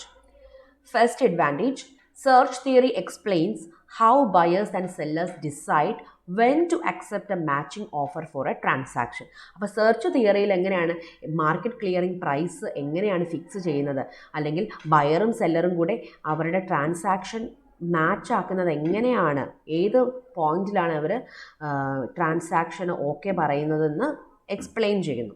രണ്ടു പേർക്കും, ബയറിനും സെല്ലറിനും മ്യൂച്വലി ബെനിഫിഷ്യൽ ആയിട്ടുള്ള ഒരു കേസിൽ മാത്രമേ ട്രാൻസാക്ഷൻ നടക്കത്തുള്ളൂ. അവിടെ മാത്രമേ ഒരു സെയിൽ അല്ലെങ്കിൽ ഒരു കമ്മോഡിറ്റിയുടെ ട്രാൻസാക്ഷൻ നടക്കത്തുള്ളൂ. അപ്പോൾ search theory explains how buyers and sellers decide when to accept a matching offer for a transaction. Second advantage, search theory extends economic analysis beyond the idealized world of perfectly competitive market. അപ്പോൾ search തിയറിയിൽ perfect competition അല്ല. അപ്പോൾ നിയോ ക്ലാസിക്കൽസും ഒക്കെ perfect competitive മാർക്കറ്റാണ് അവർ assume ചെയ്യുന്നത്. പക്ഷേ search തിയറിയിൽ പറയുന്നത് മാർക്കറ്റ് പെർഫെക്റ്റ്ലി കോമ്പറ്റേറ്റീവ് അല്ല. അപ്പോൾ പെർഫെക്റ്റ്ലി കോമ്പറ്റേറ്റീവ് അല്ലാത്ത മാർക്കറ്റുകളാണ് റിയലിസ്റ്റിക് വേൾഡിലുള്ളത്. ഐഡിയലിസ്റ്റിക് വേൾഡ് എന്ന് പറയുമ്പോൾ നമ്മൾ അസ്യൂം ചെയ്യാം നമുക്ക് പെർഫെക്റ്റ് കോമ്പറ്റീഷൻ ആണ്, പക്ഷേ അതൊന്നും റിയാലിറ്റി അല്ല. അപ്പോൾ റിയാലിറ്റിയിലേക്ക് കുറച്ചുകൂടെ ഇറങ്ങി ചെന്നുകൊണ്ടുള്ള ഒരു തിയറിയാണ് സെർച്ച് തിയറി. അപ്പോൾ റിയാലിറ്റിയിൽ ഒരിക്കലും പെർഫെക്റ്റ് കോമ്പറ്റീഷൻ നമുക്ക് കാണാനായിട്ട് സാധിക്കത്തില്ല. അപ്പം ഇവർ കൂടുതലായിട്ടും കമ്മോഡിറ്റി മാർക്കറ്റിൽ മോണോപോളിസ്റ്റിക് കോമ്പറ്റീഷനാണ് പറയുന്നത്. അപ്പോൾ മോണോപോളിസ്റ്റിക് കോമ്പറ്റീഷൻ എക്സിസ്റ്റ് ചെയ്യുമ്പോൾ പ്രൈസസ് എങ്ങനെ ഫിക്സ് ചെയ്യാം, അങ്ങനത്തെ കാര്യങ്ങളാണ് സെർച്ച് തിയറിയിൽ പറയുന്നത്. അപ്പോൾ സെർച്ച് തിയറിയിൽ ഒരു പെർഫെക്റ്റ്ലി കോമ്പറ്റീറ്റീവ് മാർക്കറ്റിനെ അല്ല അസ്യൂം ചെയ്യുന്നത്, പെർഫെക്റ്റ് കോമ്പറ്റീഷൻ അല്ലാത്ത മാർക്കറ്റുകളിൽ എങ്ങനെയാണ് പ്രൈസസ് ഫിക്സ് ചെയ്യുന്നത്, വേജ് ഫിക്സ് ചെയ്യുന്നത്, ഇതുപോലുള്ള കാര്യങ്ങളാണ് സെർച്ച് തിയറിയിൽ പറയുന്നത്. അപ്പോൾ കുറച്ചുകൂടെ റിയലിസ്റ്റിക് ആയിട്ടുള്ള ഒരു തിയറിയാണ് search theory. Third advantage, search theory explains why frictional unemployment occurs as workers search for jobs and business search for new employees. അപ്പോൾ ഇപ്പം സെർച്ച് തിയറി എന്താണ്, ഫ്രിക്ഷണൽ അൺഎംപ്ലോയ്മെൻറ്റ് എന്തുകൊണ്ടാണ് ഉണ്ടാകുന്നത്, വർക്കേഴ്സ് എന്തിനാണ് ജോബ് സെർച്ച് ചെയ്യുന്നത്, കൂടുതൽ എന്താണ് അവർക്ക് കൂടുതൽ അവരുടെ യൂട്ടിലിറ്റിയുടെ പ്രസൻറ്റ് വാല്യൂ മാക്സിമൈസ് ചെയ്യാനാണ്. നാളെ കിട്ടുന്ന അല്ലെങ്കിൽ അവർ ജോബ് സെർച്ച് ചെയ്യുമ്പോൾ അടുത്ത വർഷം അവർക്ക് ജോബ് കിട്ടിയാൽ ആ ജോബിൽ നിന്ന് കിട്ടുന്ന ഇൻകത്തിൽ നിന്ന് കിട്ടുന്ന യൂട്ടിലിറ്റി മാക്സിമൈസ് ചെയ്യാൻ വേണ്ടിയിട്ടാണ് ആളുകൾ നല്ല ജോബ് സെർച്ച് ചെയ്യുന്നത്. അപ്പം ആ ഒരു ഫ്രിക്ഷണൽ അൺഎംപ്ലോയ്മെൻറ്റിന് പ്രോപ്പറായിട്ടുള്ള ഒരു എക്സ്പ്ലനേഷൻ കൊടുക്കാനായിട്ട് സെർച്ച് തിയറിക്ക് സാധിക്കുന്നുണ്ട്. അതാണ് third advantage. Now let us move on to criticisms of this theory. First criticism, the market clearing aspect of search theory attracts most criticism. അപ്പോൾ ഈ സെർച്ച് തിയറിയിൽ ഏറ്റവും കൂടുതൽ ക്രിറ്റിസിസം കിട്ടുന്ന ഒരു ആസ്പെക്റ്റ് എന്ന് പറയുന്ന മാർക്കറ്റ് ക്ലിയറിംഗ് ആസ്പെക്റ്റ് ആണ്. അപ്പോൾ മാർക്കറ്റ് ക്ലിയറിംഗ് ആസ്പെക്റ്റിൽ എന്താ പറയുന്നത്, ഫ്രിക്ഷണൽ അൺഎംപ്ലോയ്മെൻറ്റിൻ്റെ എക്സ്പ്ലനേഷൻ, പ്രത്യേകിച്ച് ലേബർ മാർക്കറ്റിലെ മാർക്കറ്റ് ക്ലിയറിംഗ് ആസ്പെക്റ്റിനാണ് ഏറ്റവും കൂടുതൽ ക്രിറ്റിസിസം കിട്ടുന്നത്. അപ്പോൾ സെർച്ച് തിയറിയിൽ ലേബർ മാർക്കറ്റിൽ പറയുന്നത് അൺഎംപ്ലോയിഡ് ആയിട്ടുള്ള വർക്കേഴ്സ് എന്തുകൊണ്ടാണ് ഇങ്ങനെ അവർ അൺഎംപ്ലോയിഡ് ആയിട്ടിരിക്കുന്നത്, അവരെന്തുകൊണ്ടാണ് വേറെ കുറഞ്ഞ ജോലികളൊന്നും പോകാതെ അവരെന്തുകൊണ്ടാണ് അവർ വേറെ കുറച്ചുകൂടി നല്ല ജോലി തപ്പി നടക്കുന്നത്. ഇവർക്ക് വേണമെന്നുണ്ടെങ്കിൽ ഒരു 10,000 രൂപയുടെ 45,000 നമ്മുടെ മനസ്സിലുള്ള ഒരു വേജെങ്കിൽ ഒരു 10,000 രൂപയുടെ അല്ലെങ്കിൽ ഒരു 15,000 20,000 രൂപയുടെ ഒരു ജോലി കിട്ടിയാൽ ആ ജോലി ചെയ്തുകൊണ്ട് വേണമെന്നുണ്ടെങ്കിൽ നമുക്ക് ജോലി തപ്പിക്കൂടെ. ഒരു ജോലി ആയിക്കൊണ്ട് തന്നെ നമുക്ക് വേറെ ജോലി തപ്പാമല്ലോ. എന്തുകൊണ്ടാണ് ആ ഒരു ഓപ്ഷൻ അവർ കൺസിഡർ ചെയ്യാത്തത്? അപ്പോൾ അൺഎംപ്ലോയിഡ് ആയിട്ട് നിന്നുകൊണ്ട് തന്നെ ജോലി സെർച്ച് ചെയ്യുക, അതാണ് കൂടുതൽ എഫിഷ്യൻ്റ്. അങ്ങനെ ജോലി സെർച്ച് ചെയ്യുന്ന കുറേ ആളുകളുണ്ട്, ഫ്രിക്ഷണലി അൺഎംപ്ലോയിഡ് ആയിട്ടുള്ള ആളുകളുണ്ട് എന്ന് പറയുന്ന ഒരു തിയറിയാണ് സെർച്ച് തിയറി. അപ്പോൾ അങ്ങനെ നിൽക്കുന്നത് കൊണ്ടാണ് ഈ ഷോർട്ട് റണ്ണിൽ ട്രേഡ് ഓഫ്, ഇൻഫ്ലേഷൻ അൺഎംപ്ലോയ്മെൻറ്റ് തമ്മിൽ ട്രേഡ് ഓഫ് ഉണ്ടാകുന്നതെന്നൊക്കെയാണ് സെർച്ച് തിയറിയിൽ പറയുന്നത്. അപ്പോൾ ആ ഒരു മാർക്കറ്റ് ക്ലിയറിംഗ് ആസ്പെക്റ്റ് ലോങ് റണ്ണിലും ഷോർട്ട് റണ്ണിലും ഒക്കെ ഈ പറയുന്ന അൺഎംപ്ലോയിഡ് ആയിട്ടുള്ള, ഫ്രിക്ഷണലി അൺഎംപ്ലോയിഡ് ആയിട്ടുള്ള ആളുകൾ അവർ അൺഎംപ്ലോയിഡ് ആയിട്ട് തന്നെ നിലനിന്നുകൊണ്ട് ജോലി തപ്പുന്നു. വേണമെന്നുണ്ടെങ്കിൽ ഈ ആളുകൾക്കൊക്കെ അവർക്ക് കിട്ടുന്ന ചെറിയ ജോബ് ഓഫർ സ്വീകരിച്ച് ആ ജോലിയിൽ നിന്നുകൊണ്ട് ജോലി തപ്പാം. പക്ഷേ അങ്ങനെ ഒരു ആസ്പെക്റ്റ് അല്ല ഈ സെർച്ച് തിയറിയിൽ കോൺസെൻട്രേറ്റ് ചെയ്യുന്നത്. സെർച്ച് തിയറിയിൽ എപ്പോഴും ഫ്രിക്ഷണലി അൺഎംപ്ലോയിഡ് ആയിട്ടുള്ള ആളുകൾ അങ്ങനെ തന്നെ പുതിയ നല്ല ജോലി കിട്ടാൻ വേണ്ടിയിട്ട് നോക്കി നടക്കുന്ന അങ്ങനത്തെയുള്ള ആളുകളാണ് ഈ പറയുന്ന മണി ഇല്യൂഷൻ മൂലം ഷോർട്ട് റണ്ണിൽ ലേബർ മാർക്കറ്റിലൊരു അൺഎംപ്ലോയ്മെൻറ്റ്, ഇൻഫ്ലേഷൻ, ട്രേഡ് ഓഫിന് കാരണമാകുന്നതെന്നാണ് പറയുന്നത്. അപ്പോൾ അത് ശരിക്കും അൺറിയലിസ്റ്റിക് ആണ്. കാരണം ഒരു പരിധി വരെ ചെറിയ ഓഫറുകൾ സ്വീകരിച്ചുകൊണ്ട് നല്ല ജോലിക്ക് ചെറിയ ജോലി ചെയ്തുകൊണ്ട് നല്ല ജോലി തപ്പുന്ന ആളുകളാണ് കൂടുതലുള്ളത്. അപ്പം അതുപോലെ തന്നെ ജോബ് റേഷനിങ്, ഇതുപോലുള്ള കാര്യങ്ങളെ ഒന്നും എക്സ്പ്ലെയിൻ ചെയ്യാനായിട്ട് സെർച്ച് തിയറിക്ക് പറ്റുന്നില്ല. അപ്പം എല്ലാവർക്കും ജോലി ഒരു വേജിൽ ആഗ്രഹിക്കുന്ന, ഒരു 20,000 രൂപയ്ക്ക് ഒരു ജോലി വേണമെന്ന് അങ്ങനെ ആഗ്രഹിക്കുന്ന എല്ലാവർക്കും ഒന്നും ജോലി കിട്ടുന്നില്ല. ജോബ് റേഷനിങ് സംഭവിക്കുന്നുണ്ട്. കുറച്ചു പേർക്ക് ആഗ്രഹിക്കുന്നതിൽ കുറച്ചു പേർക്ക് ജോലി കിട്ടുന്നുള്ളൂ. എല്ലാ എഞ്ചിനീയർമാർക്കും ജോലി കിട്ടുന്നില്ല. എല്ലാ ഡോക്ടർമാർക്കും അവർ ഉദ്ദേശിക്കുന്ന പോലെ വേജിൽ ജോലി ചെയ്യാനായിട്ട് സാധിക്കുന്നില്ല. അപ്പോൾ ജോബ് റേഷനിങ് ഉണ്ട്. ഈ ജോബ് റേഷനിങ്ങിനെ കുറിച്ച് ഒന്നും എക്സ്പ്ലെയിൻ ചെയ്യാനായിട്ട് സെർച്ച് തിയറിക്ക് സാധിക്കുന്നില്ല. Second criticism, theory assumes that all unemployed workers have a reservation wage that is compared with wage available from current job offers. അപ്പം and if they reject current employment opportunities on ground that they pay less than reservation wage, then they are choosing to prolong their unemployment. അപ്പം unemployed ആയിട്ടുള്ള ആളുകൾക്ക് അവരുടെ മനസ്സിലൊരു reservation wage ഉണ്ടെന്ന് ഈ search തിയറിയിൽ പറയുന്നുണ്ട്. അപ്പോൾ അൺഎംപ്ലോയിഡ് ആയിട്ടുള്ള ആളുകൾക്ക് ഒരു റിസർവേഷൻ വേജ് അവരുടെ മനസ്സിലുണ്ട്. പക്ഷെ അവർ അതിലും കുറഞ്ഞ ഒരു ജോബ് ഓഫർ വരുമ്പോൾ അവരത് സ്വീകരിക്കുന്നില്ല. എന്നുവെച്ചാൽ അവർ അൺഎംപ്ലോയ്ഡ് ആയിട്ട് നിൽക്കുക. അപ്പോൾ അൺഎംപ്ലോയ്ഡ് ആയിട്ട് നിൽക്കുമ്പോൾ അവർക്ക് റിസർവേഷൻ പേജിൻ്റെ ഒരു ഭാഗം പോലും അവർക്ക് കിട്ടുന്നില്ല. ഇപ്പം 45,000 രൂപയാണ് എൻ്റെ മനസ്സിലെ റിസർവേഷൻ പേജ്. എനിക്ക് അതിനനുസരിച്ച് ജോലി കിട്ടുന്നില്ല. ഞാൻ ജോലിക്കേ പോകുന്നതെന്ന് പറഞ്ഞു കഴിഞ്ഞാൽ എൻ്റെ ഇൻകം 0 ആണ്. ഞാൻ ഇൻകം 0 ആയിട്ട് കുറേ കാലം സെർച്ച് ചെയ്തുകൊണ്ടേ ഇരിക്കണം. അതല്ല, എൻ്റെ മനസ്സിൽ 45,000 രൂപയാണ് ഇൻകം ഉള്ളത്. പക്ഷേ എനിക്കൊരു 20,000 രൂപയുടെ ജോലി വന്നു, ഞാൻ ആ ഓഫർ സ്വീകരിച്ചു. അപ്പോൾ എൻ്റെ ഇൻകം 20,000 രൂപ എനിക്ക് ഇൻകം കിട്ടിക്കൊണ്ടിരിക്കുക. ആ ഇൻകം കിട്ടിക്കൊണ്ടിരിക്കുക എനിക്ക് സെർച്ച് ചെയ്യാം. അപ്പം ഈ ഒരു സെർച്ച് തിയറിയിൽ പറയുന്നത് എൻ്റെ ഇൻകം, ഞാൻ ആഗ്രഹിക്കുന്ന ഇൻകം 45,000 ആണ്. അത് കിട്ടുന്നിടം വരെ ഞാൻ ഇങ്ങനെ അൺഎംപ്ലോയ്ഡ് ആയിട്ട് തന്നെ നിലനിൽക്കും. അപ്പോൾ അത് ശരിക്കും പറഞ്ഞു കഴിഞ്ഞാൽ എൻ്റെ അൺഎംപ്ലോയ്മെൻറ്റിനെ പ്രൊലോങ് ചെയ്യാനായിട്ട് ഞാൻ അൺറിയലിസ്റ്റിക് ആയിട്ട് എടുക്കുന്ന ഒരു തീരുമാനമാണ്, അല്ലെ ഇറാഷണൽ ആയിട്ട് എടുക്കുന്ന തീരുമാനമാണ്. റാഷണൽ ഏജൻസ് ആണ്, ഇക്കണോമിക് ഏജൻസ് എല്ലാം റാഷണലാണ്. അപ്പോൾ അവർ കിട്ടുന്ന ചെറിയൊരു വരുമാനമുള്ള ജോലിയാണെങ്കിലും ആ ഓഫർ സ്വീകരിച്ചുകൊണ്ട് അവർ ഫർദർ ജോലിക്ക് വേണ്ടി ശ്രമിക്കത്തേ ഉള്ളൂ. ഇങ്ങനെ ഒരു എന്താ പറയുക, അൺറിയലിസ്റ്റിക് ആയിട്ട് അവരുടെ അൺഎംപ്ലോയ്മെൻറ്റിനെ പ്രൊലോങ് ചെയ്യാനായിട്ട് അവർ ആഗ്രഹിക്കത്തില്ല. അപ്പോൾ ഇതൊരു അൺറിയലിസ്റ്റിക് ആയിട്ടുള്ള തിയറി ആണെന്നാണ് ക്രിട്ടിക്സ് പറയുന്നത്. തേർഡ് ക്രിറ്റിസിസം പ്രധാനമായിട്ടും ഫിലിപ്സിൻ്റെ ട്രേഡ് യൂണിയനുമായിട്ട് ബന്ധപ്പെട്ടുള്ള ഹൈപ്പോത്തസിസിലാണ് പറയുന്നത്. അപ്പം ഫിലിപ്സ് പറയുന്നത് ട്രേഡ് യൂണിയൻസിൻ്റെ bargaining power increases with degree of excess demand. So hypothesis of trade union invites a lot of criticism. Phillips അദ്ദേഹത്തിൻ്റെ ട്രേഡ് യൂണിയനുമായിട്ട് ബന്ധപ്പെട്ടൊരു ഹൈപ്പോത്തസിസ് ക്രിയേറ്റ് ചെയ്തിട്ടുണ്ട്. ആ ഹൈപ്പോത്തസിസ് ഒരുപാട് ക്രിറ്റിസിസം ഇൻവൈറ്റ് ചെയ്തിട്ടുണ്ട്. അപ്പോൾ ട്രേഡ് യൂണിയനുമായിട്ട് ബന്ധപ്പെട്ട ഹൈപ്പോത്തസിസ് എന്താ നമുക്ക് നോക്കാം. Bargaining power of trade union increases with the degree of excess demand. അപ്പോൾ ട്രേഡ് യൂണിയൻ്റെ ബാർഗെയിനിങ് പവർ, ഡിമാൻഡ് ഇൻക്രീസ് ചെയ്യുന്നതിനനുസരിച്ച് ട്രേഡ് യൂണിയൻ്റെ ബാർഗെയിനിങ് പവർ ഇൻക്രീസ് ചെയ്യും. എന്ന് പറഞ്ഞു കഴിഞ്ഞാൽ അൺഎംപ്ലോയ്ഡ് ആയിട്ടുള്ള ആളുകൾ, ജോലിക്ക് ഒരുപാട് ഡിമാൻഡ് ചെയ്യുന്ന ആളുകളുണ്ടെന്നുണ്ടെങ്കിൽ ബാർഗെയിനിങ് പവർ, ട്രേഡ് യൂണിയൻ്റെ ബാർഗെയിനിങ് പവർ ഇൻക്രീസ് ചെയ്യുമെന്നാണ് പറയുന്നത്. പക്ഷേ അങ്ങനെയല്ല, അൺഫോർച്ചുനേറ്റ്ലി അങ്ങനെയല്ല. നമ്മളൊക്കെ ബിസിനസ് സൈക്കിളും കാര്യങ്ങളും ഒക്കെ പഠിക്കുമ്പോൾ ആളുകൾ എപ്പോഴും ട്രേഡ് യൂണിയൻസിന് എപ്പോഴും കൂടുതൽ ബാർഗെയിനിങ് പവർ ഉള്ളത് എക്സ്പാൻഷണറി ഫേസിലാണ്. ട്രേഡ് യൂണിയൻസിന് ബാർഗെയിനിങ് പവർ ഉള്ളത് എക്സ്പാൻഷണറി ഫേസിലാണ്. എക്സ്പാൻഷണറി ഫേസിലെ അവസ്ഥ എന്താണ്? കൂടുതൽ ആളുകൾ എംപ്ലോയിഡ് ആണ്. എംപ്ലോയ്മെൻറ്റ് കൂടുമ്പോഴാണ് ബാർഗെയിനിങ് പവർ, ട്രേഡ് യൂണിയൻ്റെ ബാർഗെയിനിങ് പവർ കൂടുന്നത്. ട്രേഡ് യൂണിയനിൽ ആളുകളുടെ എണ്ണം കൂടുമ്പോഴല്ലേ, ജോലിയുള്ള ആളുകളുടെ എണ്ണം കൂടുമ്പോഴാണ് ട്രേഡ് യൂണിയൻ വളരുന്നത്. അപ്പോഴാണ് ട്രേഡ് യൂണിയന് ബാർഗെയിനിങ് പവർ കൂടുന്നത്.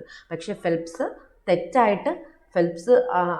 അദ്ദേഹത്തിൻ്റെ ഹൈപ്പോത്തസിസിൽ പറയുന്നത് ട്രേഡ് യൂണിയൻ പുറത്ത് അൺഎംപ്ലോയ്മെൻ്റ് ഉള്ളപ്പോൾ, ജോബിന് കൂടുതൽ ഡിമാൻഡ് ഉള്ളപ്പോഴാണ് ട്രേഡ് യൂണിയൻ്റെ ബാർഗെയിനിങ് പവർ കൂടുന്നതെന്നാണ്. പക്ഷേ അങ്ങനെയല്ല എന്നാണ് ക്രിട്ടിക്സ് പറയുന്നത്. അപ്പോൾ ഇങ്ങനെയാണ് 3 ക്രിറ്റിസിസംസ് നമുക്ക് ഈ ഒരു ഫിലിപ്സിൻ്റെ സെർച്ച് തിയറിയിൽ അല്ലെങ്കിൽ ന്യൂ മൈക്രോ ഇക്കണോമിക് അപ്രോച്ചിൽ പ്രധാനമായിട്ടും 3 ക്രിറ്റിസിസമാണ് ഉള്ളത്. ഇപ്പോൾ വർക്കേഴ്സിനെ സംബന്ധിച്ചിടത്തോളം അവർ അൺഎംപ്ലോയ്ഡ് ആയിട്ട് നിന്നുകൊണ്ട് അവരുടെ അൺഎംപ്ലോയ്മെൻറ്റിനെ പ്രൊലോങ് ചെയ്യാനായിട്ട് ഒരുമാതിരിപ്പെട്ട ആളുകളൊന്നും ആഗ്രഹിക്കത്തില്ല. പിന്നെ ജോബ് റേഷനിങ്ങിനെ കുറിച്ചോ അങ്ങനത്തെ കാര്യങ്ങളെക്കുറിച്ചൊന്നും റാഷണലായിട്ട് പറയേണ്ട, എക്സ്പ്ലെയിൻ ചെയ്യേണ്ട പല കാര്യങ്ങളെക്കുറിച്ചും ഈ ഒരു സെർച്ച് തിയറിയിൽ ഫിലിപ്സ് പറയുന്നില്ല. ജസ്റ്റ് ഫ്രിക്ഷണൽ അൺഎംപ്ലോയ്മെൻറ്റ് മൂലമാണ് ഈ പറയുന്ന ഷോർട്ട് റണ്ണിൽ ട്രേഡ് ഓഫ് അൺഎംപ്ലോയ്മെൻറ്റും ഇൻഫ്ലേഷനും തമ്മിൽ ട്രേഡ് ഓഫ് ഉണ്ടാകുന്നതെന്നാണ്, ലേബർ മാർക്കറ്റിൽ ട്രേഡ് ഓഫ് ഉണ്ടാകുന്നതെന്നാണ് ഫിലിപ്സ് പറയുന്നത്. അല്ലാതെ ജോബ് റേഷനിങ്ങിനെ കുറിച്ചോ മറ്റു കാര്യങ്ങളെക്കുറിച്ചൊന്നും തന്നെ ഫിലിപ്സ് എക്സ്പ്ലെയിൻ ചെയ്യുന്നില്ല. പിന്നെ ട്രേഡ് യൂണിയനുമായിട്ട് റിലേറ്റ് ചെയ്തിട്ടുള്ള ഹൈപ്പോത്തസിസ് തെറ്റാണെന്നാണ് പല എക്കണോമിസ്റ്റുകളും ആർഗ്യൂ ചെയ്യുന്നത്. അപ്പോൾ ഇത്രയുമാണ് 3 ക്രിറ്റിസിസംസ്. അപ്പോൾ നിങ്ങൾക്ക് സെക്കൻഡ് മൊഡ്യൂളിൽ നിങ്ങൾക്ക് പഠിക്കാനുള്ള ഒരു ടോപ്പിക്കാണ്, അവസാനത്തെ ഒരു ചെറിയൊരു ടോപ്പിക്കാണ് micro economics of labour market and search theory എന്നുള്ളത്. ഇത് നിങ്ങളോട് ചിലപ്പോൾ ഷോർട്ട് എസ്സേ ചോദിക്കുകയാണെന്നുണ്ടെങ്കിൽ നിങ്ങൾ ലേബർ മാർക്കറ്റ് മാത്രം എഴുതുമ്പോൾ ഒത്തിരി കാര്യമായിട്ട് എഴുതാനില്ലെന്ന് നിങ്ങൾ തോന്നിക്കഴിഞ്ഞാൽ കമ്മോഡിറ്റി മാർക്കറ്റിലെ കൂടെ ചെറിയ ഇക്വിലിബ്രിയം എങ്ങനെയാണ് എസ്റ്റാബ്ലിഷ് ചെയ്യുന്നത് എന്നുള്ള കാര്യങ്ങളൂടെ ഇൻക്ലൂഡ് ചെയ്ത് നിങ്ങൾ എസ്സേ എഴുതുക. ഓക്കെ, അപ്പോൾ നമ്മുടെ മോഡിഫൈഡ് ഫിലിപ്സ് കർവ് ഇൻട്രൊഡ്യൂസ് ചെയ്ത ഫെൽപ്സ് എന്ന് പറയുന്ന LPS ആണ് ഫെൽപ്സ്. ഫിലിപ്പ് അല്ല, ഫെൽപ്സ് ആണ്, മോഡിഫൈഡ് ഫിലിപ്സ് കർവ്. മിൽട്ടൺ ഫ്രീഡ്മാൻ്റെ കൂടെ ഫെൽപ്സ് എന്ന് പറയുന്ന എക്കണോമിസ്റ്റ് കൂടെയാണ് അത് ഇൻട്രൊഡ്യൂസ് ചെയ്തത്. ആ ഫെൽപ്സിൻ്റെ തന്നെ ഒരു അപ്രോച്ചാണ് new micro economics of labour market എന്ന് പറയുന്നത്. അപ്പോൾ ന്യൂ മൈക്രോ ഇക്കണോമിക്സ് അപ്രോച്ച് ഫെൽപ്സിൻ്റെ അപ്രോച്ചാണ്. New micro economic approach commodity മാർക്കറ്റിൽ ആപ്ലിക്കബിൾ ആണ്, ലേബർ മാർക്കറ്റിലും ആപ്ലിക്കബിൾ ആണ്. അപ്പോൾ ലേബർ മാർക്കറ്റിൽ ഫ്രിക്ഷണൽ അൺഎംപ്ലോയ്മെൻറ്റ് എക്സിസ്റ്റ് ചെയ്യുന്നത് കൊണ്ടാണ് ഈ ഷോർട്ട് റണ്ണിൽ ഫിലിപ്സ് കർവിൽ ഒരു short run Philips curve negatively sloped ആവുന്നത്. അപ്പം ഫ്രിക്ഷണൽ അൺഎംപ്ലോയ്മെൻറ്റ് എക്സിസ്റ്റ് ചെയ്യുന്നത് കൊണ്ടാണ് ഷോർട്ട് റണ്ണിൽ അൺഎംപ്ലോയ്മെൻറ്റും ഇൻഫ്ലേഷനും തമ്മിലൊരു ട്രേഡ് ഓഫ് ഉണ്ടാകുന്നത്. ഷോർട്ട് റണ്ണിൽ ഒരു ടെമ്പററി മണി ഇല്യൂഷൻ ഈ ഫ്രിക്ഷണലി അൺഎംപ്ലോയ്ഡ് ആയിട്ടുള്ള ആളുകൾക്കുണ്ടാകും. അവർ പെട്ടെന്ന് ജോബ് ഓഫർ വരുമ്പം അവരുടെ മണി വേജ് കൂടിയതായിട്ട് കാണും. അവരുടെ ആ റിസർവേഷൻ റിയൽ വേജിനടുത്തേക്ക് മണി വേജ് കൂടിയതായിട്ട് കാണും. അവരതങ്ങ് അക്സെപ്റ്റ് ചെയ്യും. പക്ഷേ ഇവരൊരിക്കലും ഈ മണി വേജ് കൂടിയപ്പോൾ അതിനോടനുബന്ധിച്ച് ഇൻഫ്ലേഷനും ഇൻക്രീസ് ചെയ്തു, ബാക്കി കമ്മോഡിറ്റിയുടെ പ്രൈസ് ഇൻക്രീസ് ചെയ്തെന്ന് അവരത് അനലൈസ് ചെയ്യാനായിട്ട് അവർക്ക് പറ്റത്തില്ല. അവരൊരു ടെമ്പററി മണി ഇല്യൂഷനിലാകും. അങ്ങനെ അവർ ആ ഒരു ചെറിയ ജോബ് അക്സെപ്റ്റ് ചെയ്യും. അതിനുശേഷം കുറച്ച് കഴിയുമ്പോൾ അവർക്ക് മനസ്സിലാവും ബാക്കി കമ്മോഡിറ്റിയുടെ പ്രൈസ് എല്ലാം കൂടിയെന്ന്. അപ്പോൾ അവരുടെ റിസർവേഷൻ റിയൽ വേജ് അവർ കൂട്ടും, റിവൈസ് ചെയ്യും. എന്നിട്ട് അവർ വീണ്ടും ഫ്രിക്ഷണലി അൺഎംപ്ലോയ്ഡ് ആവും. അപ്പം ലോങ് റണ്ണിൽ natural rate of unemployment exist ചെയ്യും. പക്ഷേ ഷോർട്ട് റണ്ണിൽ ഈ ഒരു ഫ്രിക്ഷണലി അൺഎംപ്ലോയ്ഡ് ആയിട്ടുള്ള ആളുകൾക്ക് ടെമ്പററി മണി ഇല്യൂഷൻ വരുന്നത് കൊണ്ട് അവിടെ ഒരു ഷോർട്ട് റണ്ണിൽ ഈ ഒരു അൺഎംപ്ലോയ്മെൻറ്റ് ഇൻഫ്ലേഷൻ ട്രേഡ് ഓഫ് ഉണ്ടാകും എന്നാണ് പറയുന്നത്. അതാണ് ലേബർ മാർക്കറ്റിലെ സിറ്റുവേഷൻ. അപ്പോൾ ഇതാണ് തിയറി. വലിയ കുഴപ്പമില്ലാതെ, അതായത് നമുക്ക് മോഡിഫൈഡ് ഫിലിപ്സ് കർവ് അത്യാവശ്യം നമുക്ക് അറിയാവുന്നുണ്ടെങ്കിൽ ഈ ഒരു തിയറി നമുക്ക് എളുപ്പത്തിൽ തന്നെ നമുക്ക് മനസ്സിലാക്കാനും നമുക്ക് പ്രസൻറ്റ് ചെയ്യാനും ആൻസർ ചെയ്യാനും ഒക്കെ സാധിക്കും.